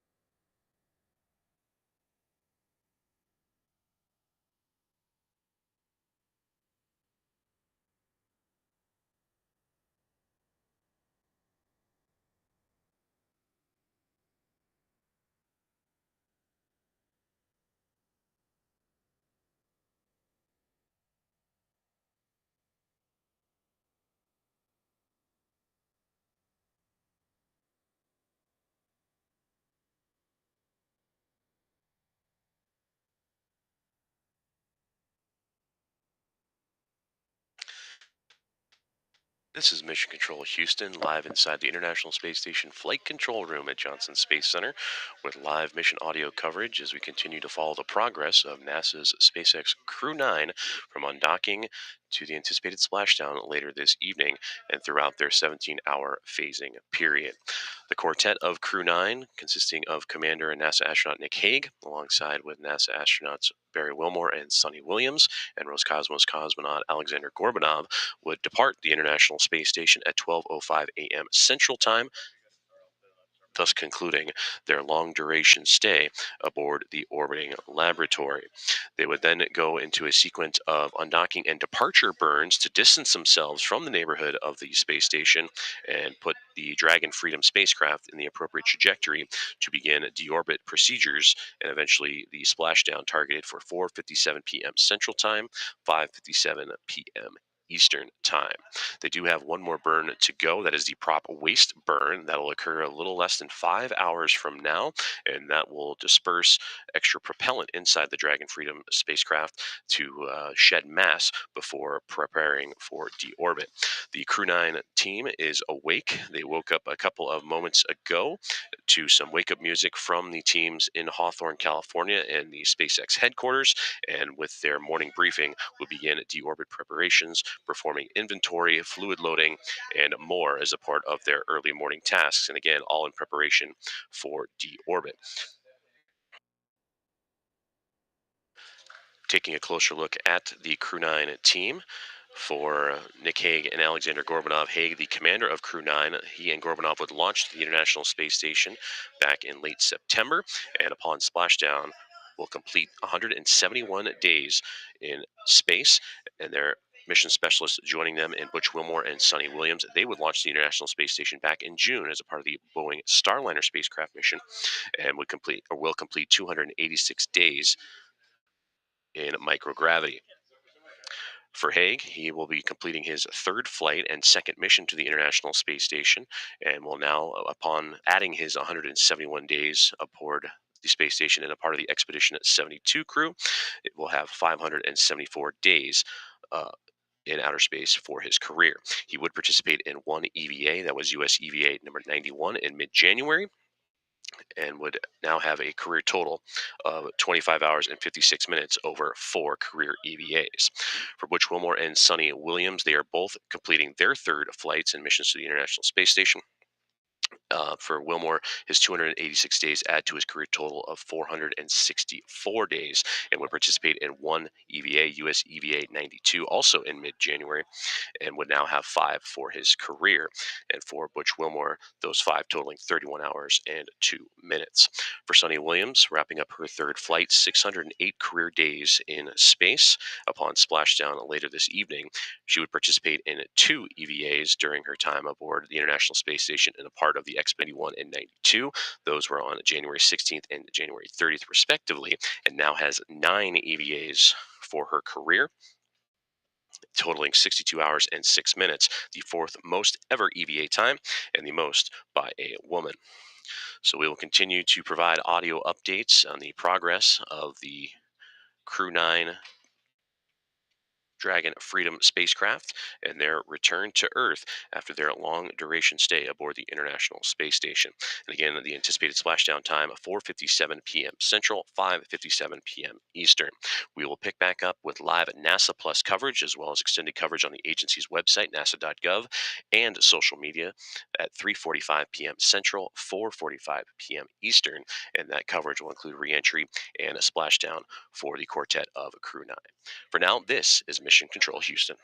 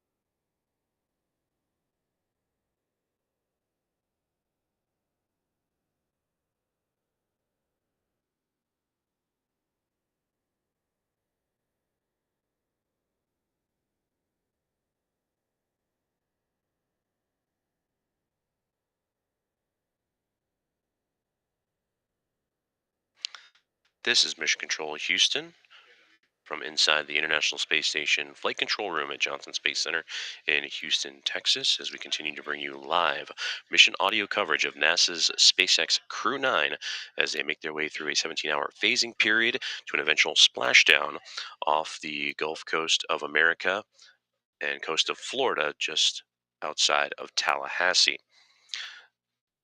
The quartet of Crew 9, consisting of Commander Nick Hague, NASA astronauts Butch and Sunny Williams, and Roscosmos cosmonaut Alexander Gorbanov, would depart the International Space Station, completing their long-duration stay aboard the orbiting laboratory in the early morning hours at 12:05 a.m. Central Time, and would execute a series of burns to undock and depart to put the Dragon Freedom spacecraft on the proper trajectory to begin their deorbit and departure away from the International Space Station and in the right trajectory to bring them home. The anticipated splashdown time of Crew 9, 4:57 p.m. Central Time, 5:57 p.m. Eastern Time.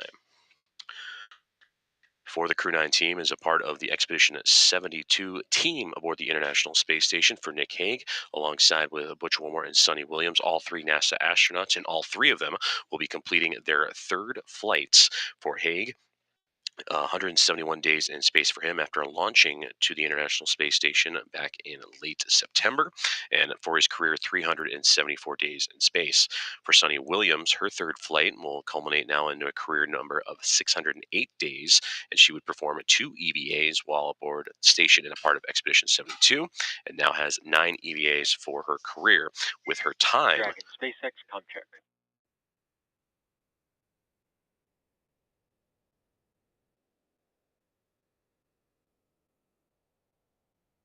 Freedom's loud and clear. Loud and clear, Freedom. Our crew ready for the deorbit day PMC. Affirmative. SpaceX copies. I'll be privatizing Dragon to ground, and the next call you hear will be from Flight Surgeon.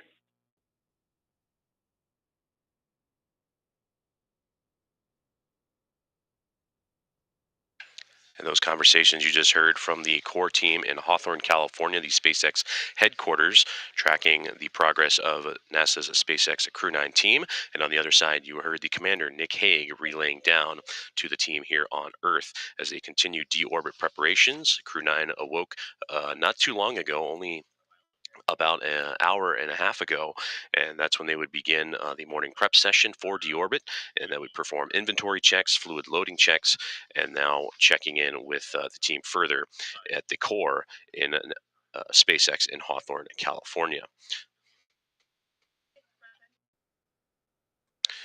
We will continue with our mission audio coverage of the return of Crew 9 and their anticipated splashdown time, again at 4:57 p.m. Central Time, 5:57 p.m. Eastern Time. We will transition from audio only to NASA Plus, the agency's website, nasa.gov, as well as on social media, beginning at 3:45 p.m. Central, 4:45 p.m. Eastern, for coverage of re-entry and splashdown. For now, this is Mission Control Houston.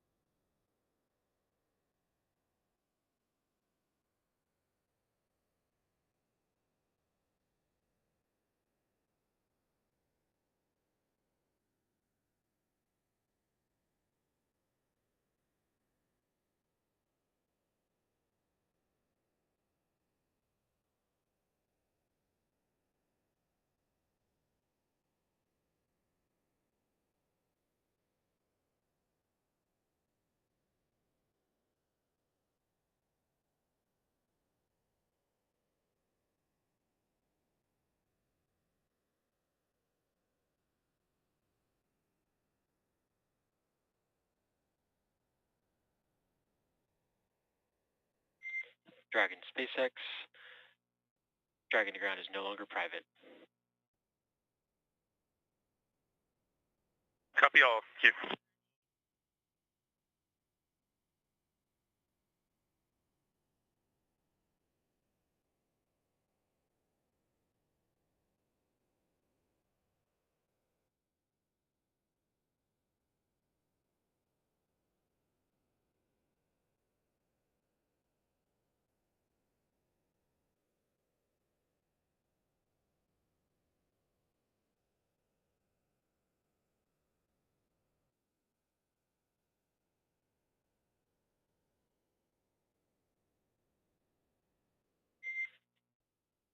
Freedom SpaceX, just a reminder, we are 5 minutes away from a 30-minute expected LOS.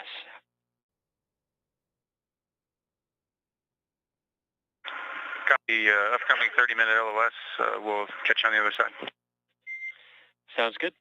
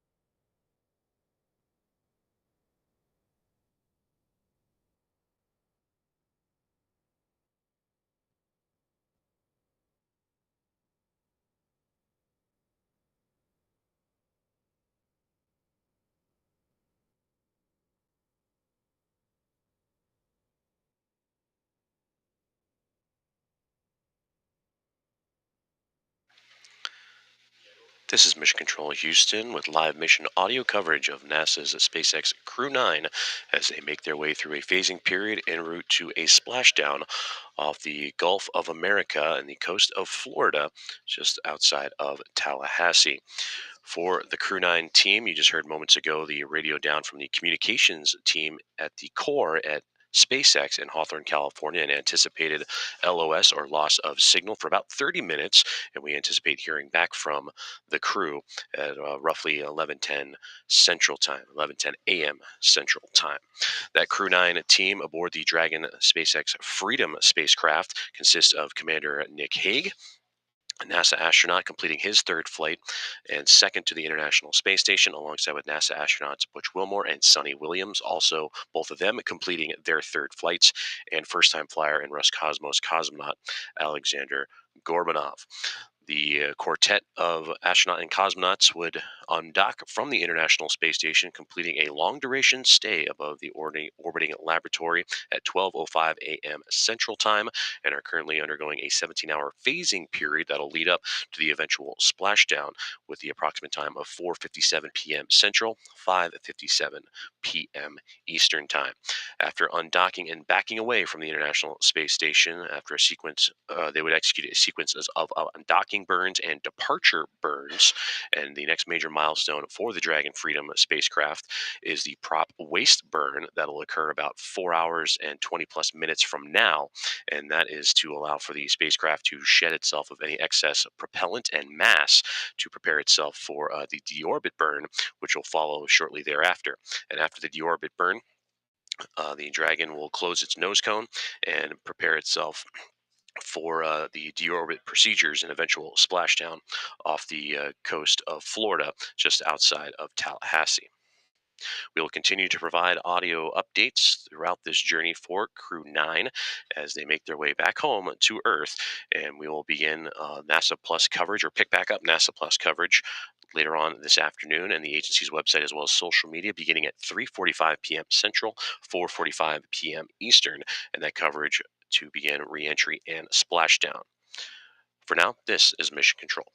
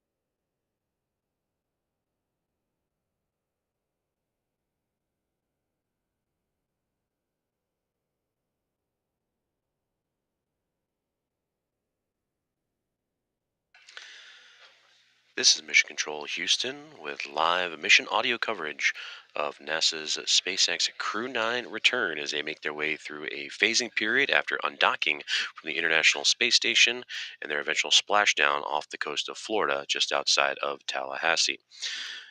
Good morning from the International Space Station flight control room inside of Johnson Space Center in Houston, Texas, where teams here on the ground and in Hawthorne, California continue to monitor the space station as well as the journey of the Crew 9 team and the Dragon Freedom spacecraft.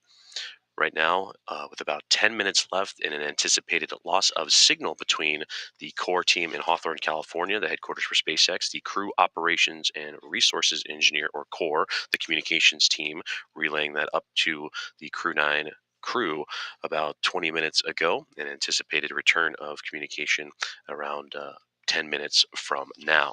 The Crew 9 team aboard the Dragon SpaceX Freedom spacecraft are NASA astronaut and commander of Crew 9, Nick Hague, along with NASA astronauts Butch Wilmore and Sunny Williams, and Roscosmos cosmonaut Alexander Gorbanov.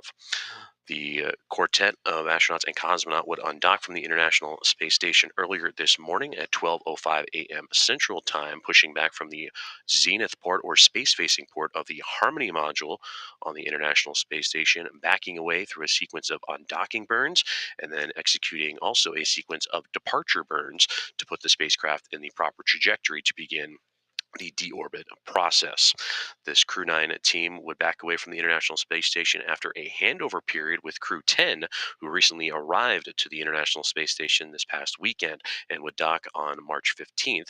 They are just 3+ days into their duration aboard the orbiting laboratory. And that crew, led by Ann McLean, the commander, along with Nicole Ayers, NASA astronaut, Takuya Onishi of JAXA, and Kirill Peskov. They would join then what was a pretty busy group on station, also including the Soyuz MS-26 team with NASA astronaut Don Pettit, the commander of Expedition 72, Alexei Ovchinin of Roscosmos, and Ivan Wagner, also of Roscosmos. Focusing on Crew 9 for Nick Hague, Alexander Gorbanov, Butch Wilmore, and Sunny Williams. For Hague, he would launch along with Gorbanov on the SpaceX Freedom Dragon spacecraft back in late September, September 28th, and would dock a day later. And upon splashdown this afternoon, will complete a mission duration of 171 days, traveling the Earth and orbiting the Earth 2,736 times and accumulating over 72 million statute miles, and that will complete their 6-month duration. For Sunny Williams and Butch Wilmore, they launched back in June and will complete a 9.5-month stay. They would launch back on June 5th on the Boeing Starliner spacecraft, and upon splashdown this afternoon will complete 286 days in outer space and 4,576 orbits of Earth and over 121 million statute miles. While aboard the International Space Station during their duration, the Crew 9 team would perform over 900 hours and 150 unique science experiments before departing the laboratory earlier this morning. For Hague, Williams, and Wilmore, all three completing their third space flights. For Butch Wilmore, 464 days will be his new career total upon splashdown. He would participate in one EVA, that was US EVA 92 in the middle of January, and has 5 for his career. For Sunny Williams, she would participate in 2 EVAs, US EVA 91 and 92, and that was on January 16th and January 30th, to put her career total now to 9 EVAs for a total of 62 hours and 6 minutes, the 4th most EVA time ever, and the most by a woman.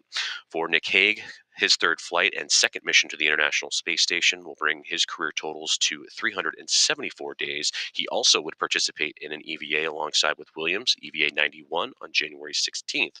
And for Hague, that brings now up to 4 EVAs for his career, totaling 25 hours and 56 minutes. And for Roscosmos cosmonaut Alexander Gorbanov, he is wrapping up his very first flight to the International Space Station and will have a career total of 171 days upon splashdown. Upcoming milestones for the Dragon crew and Crew 9 will be the prop waste burn. That'll be a little more than 4 hours from now, and that is where the Dragon spacecraft will dispense and rid itself of unnecessary propellant and put itself in the proper mass for the eventual deorbit burn, which will be a little more than 5 hours from now, 5 hours and 7 minutes. And that'll set things up for a splashdown time of approximately 4:57 p.m. Central, 5:57 p.m. Eastern, and that will be in the Gulf of America off the coast of Florida, just outside of Tallahassee. We will continue with our mission audio coverage and provide regular updates throughout the process on the agency's website as well as the social media channels. And we will return live to NASA Plus for the full production at 3:45 p.m. Central Time, 4:45 p.m. Eastern for coverage of reentry and splashdown. This is Mission Control Houston.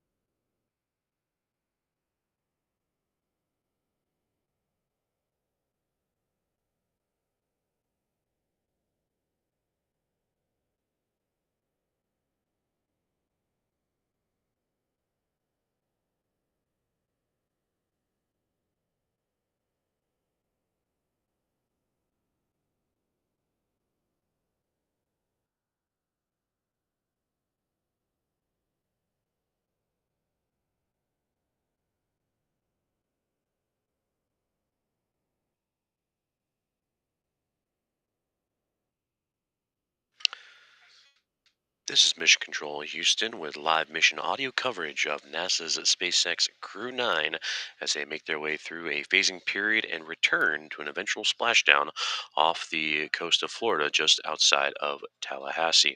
Hello from the International Space Station Mission Control Center inside Johnson Space Center in Houston, Texas, as we continue to monitor the quartet of the Crew 9 crew and their Dragon Freedom spacecraft, led by Commander and NASA astronaut Nick Hague, NASA astronauts Butch Wilmore and Sunny Williams, and Roscosmos cosmonaut Alexander Gorbanov. These four would board their Dragon Freedom spacecraft earlier this morning and receive undocking procedures and back away from the orbiting laboratory at 12:05 a.m. Central Time from the Harmony module and the Zenith port or space-facing port of the International Space Station. The Dragon Freedom spacecraft would execute undocking burns and departure burns to put the craft on the precise trajectory to begin the deorbiting process. They have executed those departure burns and are now awaiting the prop waste burn, which will be about 3 hours and 53 minutes from now, in which the spacecraft will rid itself of excess propellant and reduce mass in preparation for the deorbit burn, which will shortly follow. Splashdown for Crew 9 and the anticipated splashdown zone at 4:57 p.m. Central Time off the Gulf Coast of America in Florida, just outside of Tallahassee. 4:57 p.m. Central, 5:57 p.m. Eastern. For Nick Hague, Sunny Williams, and Butch Wilmore, they are completing their third space flights in their careers. For the commander in Hague, he would spend 171 days in outer space on this most recent mission and a part of Expedition 72 and add to a total of 374 days in his career. He would participate in one EVA venturing outside of the International Space Station, US EVA 91, on January 16th. For Sunny Williams, he would join Nick Hague as a part of that EVA, as well as one other, two for her, US EVAs 91 and 92, and now has her for a career total of 9 EVAs in her career for a totaling 62 hours, 6 minutes runtime. And that is the fourth most EVA time ever and the most by a woman. This is her third space flight, 286 days in microgravity this current mission and 608 days in her career. For Butch Wilmore, also third flight and 286 days as a part of his Expedition 72 time aboard the orbiting laboratory, 464 days in his career, and would participate in one EVA, that was US EVA number 92, that took place back on January 30th, where he and Wilmore would venture out into the vacuum of space for 5 hours and 26 minutes and would be his fifth EVA of his career. They would board the Dragon Freedom spacecraft earlier this morning and begin those undocking procedures after a handover period with the newly arrived Crew 10 time, as they would arrive to the International Space Station this past weekend, launching on the March 14th and docking on the 15th, and their time aboard station just a little over 3 days. But with that handover period and able to pass along, that would open up the door for Crew 9 to begin the deorbit procedures with pristine weather expected in the Gulf of America. For Crew 10, led by Ann McClain, commander, along with NASA astronaut Nicole Ayers, JAXA astronaut Takuya Onishi, and Roscosmos cosmonaut Kirill Peskov. And joining them and remaining on board the International Space Station are NASA astronaut Don Pettit, and Roscosmos cosmonaut and commander of Expedition 72, Alexei Ovchinin, and Roscosmos cosmonaut Ivan Wagner.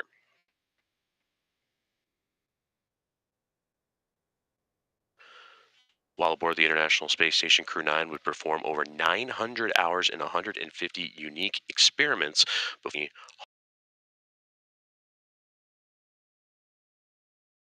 off the coast of Florida, just outside of Tallahassee at 4:57 p.m. Central, 5:57 p.m. Eastern Time. And we will continue with audio updates throughout this phasing period for Crew 9, and we'll pick back up with our live NASA Plus coverage, as well as coverage on nasa.gov, the agency's website, and on social media beginning at 3:45 p.m. Central, 4:45 p.m. Eastern for coverage of re-entry and splashdown. This is Mission Control Houston.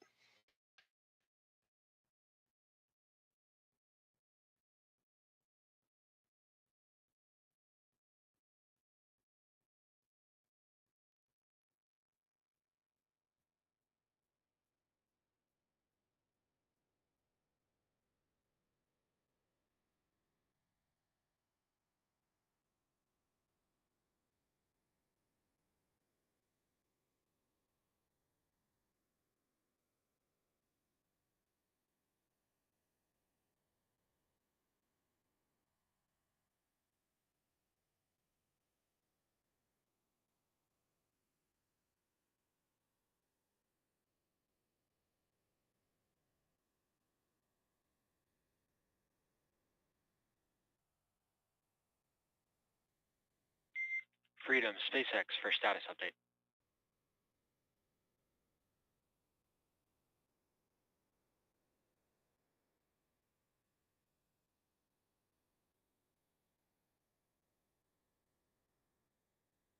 Freedom's with you. Hey, Nick, actually, I actually had a packing question. Wondering if you had an update on if you were able to stow all the sleeping bags back into C5-4, or if you think you were going to need or did use one of the 4.0 bags. We were able to get all that stuff back into the single storage locker, so we're in a good config. Excellent, good news there. Then I'll just remind that we're going to try and do the inventory report at 1700 Zulu. That's in about 40 minutes from now. And then we do have a ground station right now. We do have cameras external, but if we are welcome back on board, we'll come back on board at any time with cameras. Yeah, I'll let you know. Right now we've got all the lights off and we're looking at stars. I'll let you know when we're finished and invite you back on. Copy, sounds good. Enjoy that.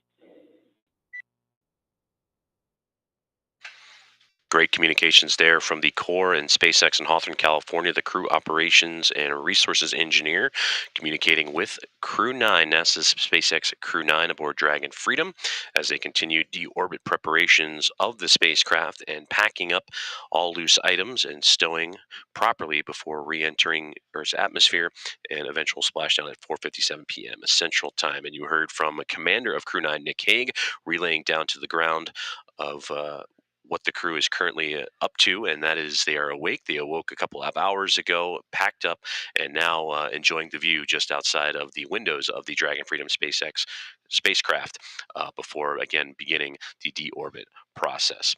We will continue with our audio coverage of the phasing of NASA's SpaceX Crew 9 as they continue on their journey away from the International Space Station, which they were attached to for multiple months. For Sonny Williams and Butch Wilmore, a 9.5-month stay. For Nick Hague and Alexander Gorbanov, a 6-month long duration mission on the orbiting laboratory.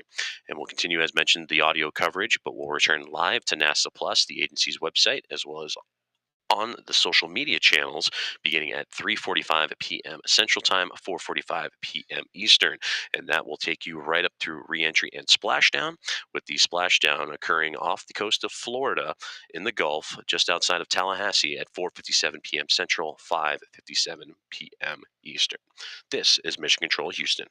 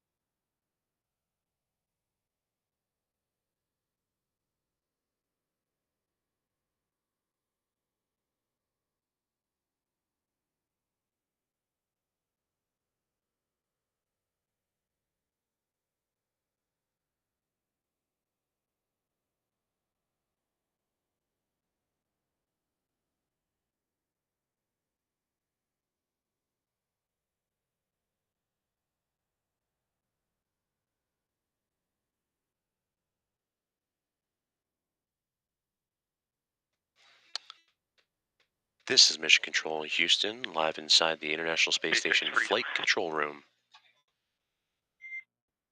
Go ahead, Freedom. Welcome to come on board with internal cameras. SpaceX copies. I'll let you know when we're on board.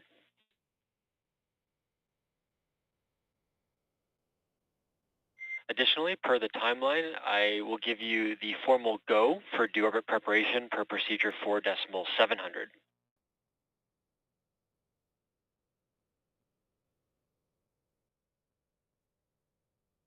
Copy that. We've got your go to start into 4.700.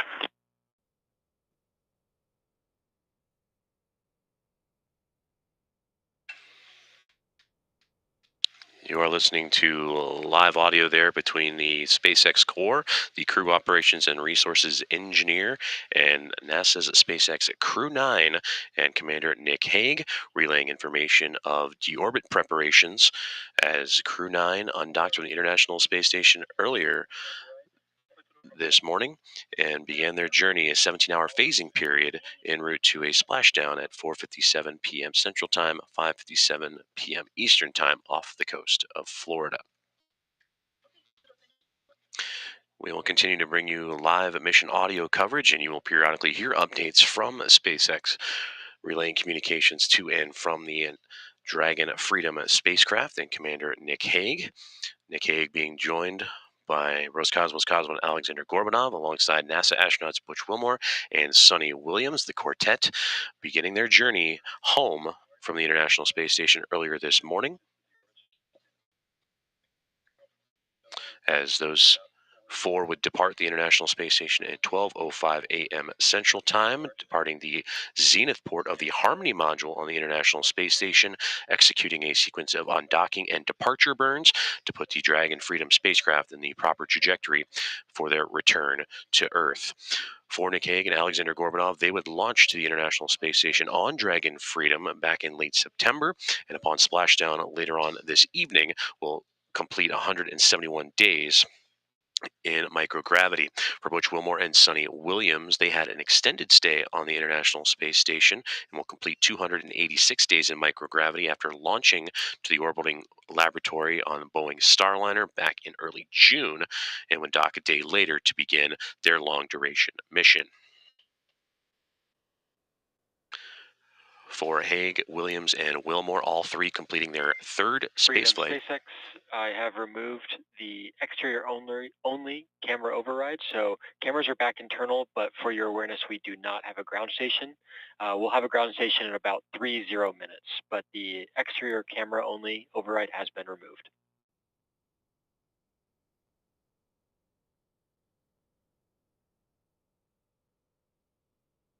Freedom copies. And there is continued communications between SpaceX and the Crew 9 team, and Nick Hague confirming. For Hague, again, completing his third flight and second mission to the International Space Station, 171 days with him and Alexander Gorbanov, and for his career, 374 days in microgravity. For Gorbanov, this is his first flight to the International Space Station and will wrap up his 171-day journey.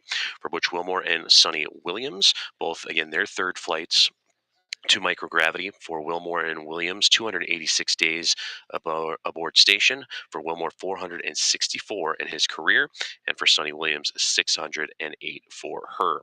For Hague, Williams, and Wilmore, all three would perform EVAs. Sunny Williams would be a part of both of them, US EVA 91 and 92. That would occur in mid-January and up her career total to now 9 for a total of 62 hours and 6 minutes, the fourth most EVA time ever and the most by a woman. For Butch Wilmore, he would join Williams for US EVA 92, and that would be his lone EVA expedition at 72. And fifth of his career, totaling 31 hours and 2 minutes. And for Nick Hague, joined Williams on US EVA number 91 on January 16th.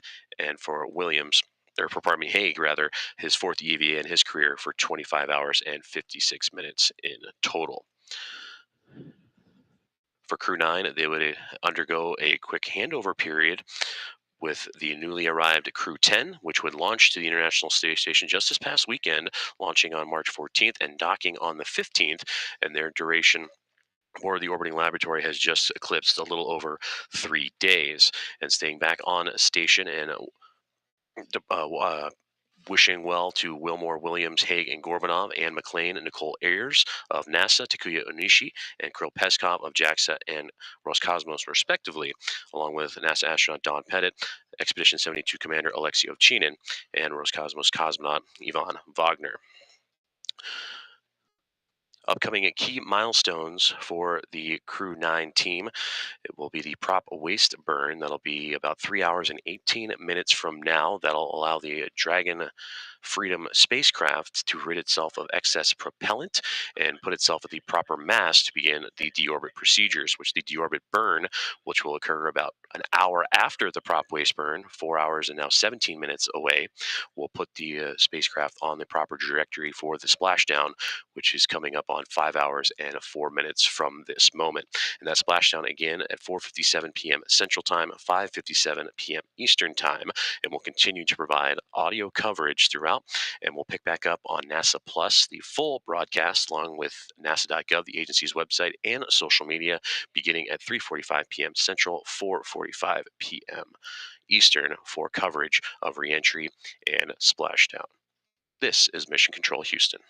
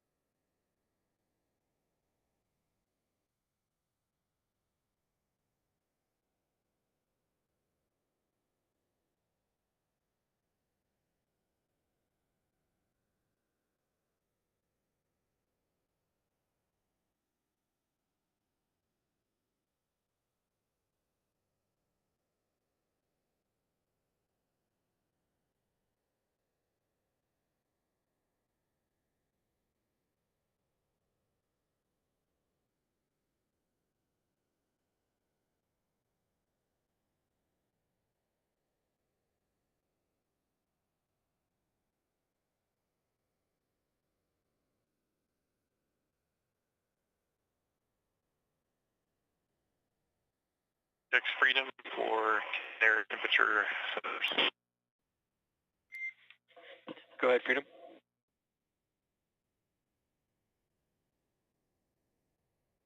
We packed up the 5 temperature sensors. They're back in the CCMK storage location. And the battery levels on the globe sensors were both 96%.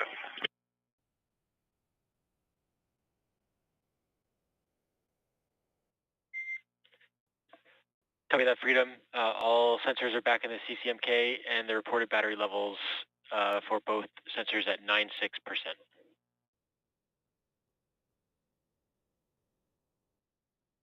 Good readback.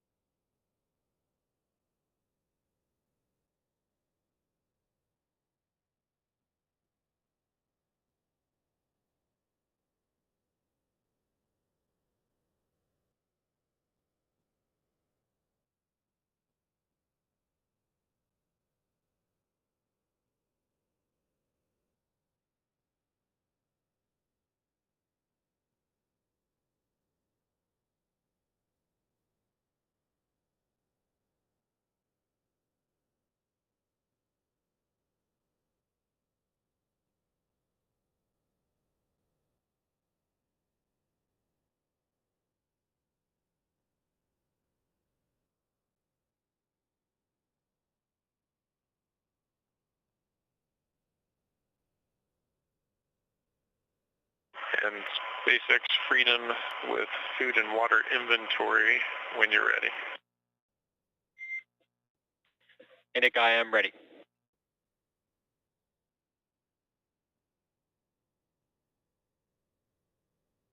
We're going to start with water, and I'm going to give you the cumulative bottles consumed.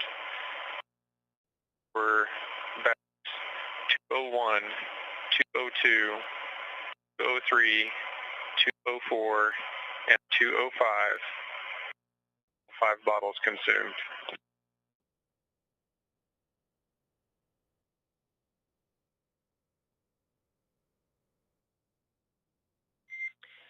Copy that, all bottles from 201, 2, 3, 4, and 5. It's a good readback. For food,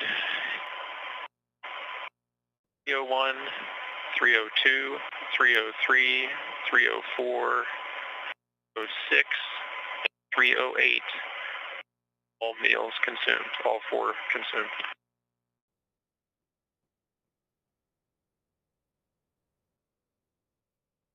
Copy all meals from 301, 2, 4, 6, 8. Did I miss a bag there?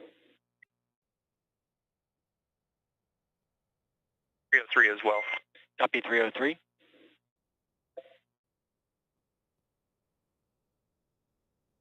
And for bags 305 and 307, 2 each have 2 meals consumed.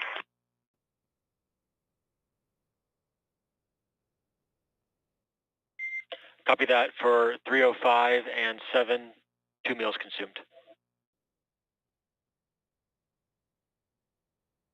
That's it, and that completes the food and water inventory.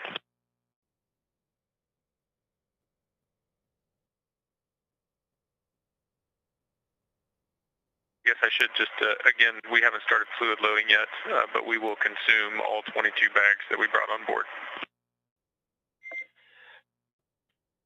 All right, SpaceX copies, that was my follow-up. So that inventory obviously did not include fluid loading, but you are tracking consuming those bottles, and just if you do have any issues and are unable to consume, we'll be ready to report which bottles.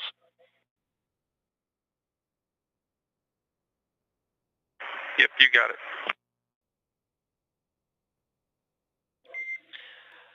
All right, thank you, Freedom. So that is the inventory for Section 1 and 4.700.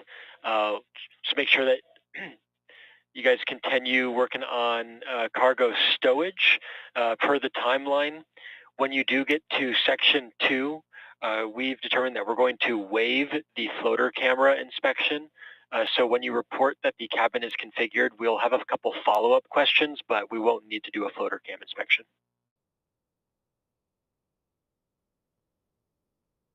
Copy that.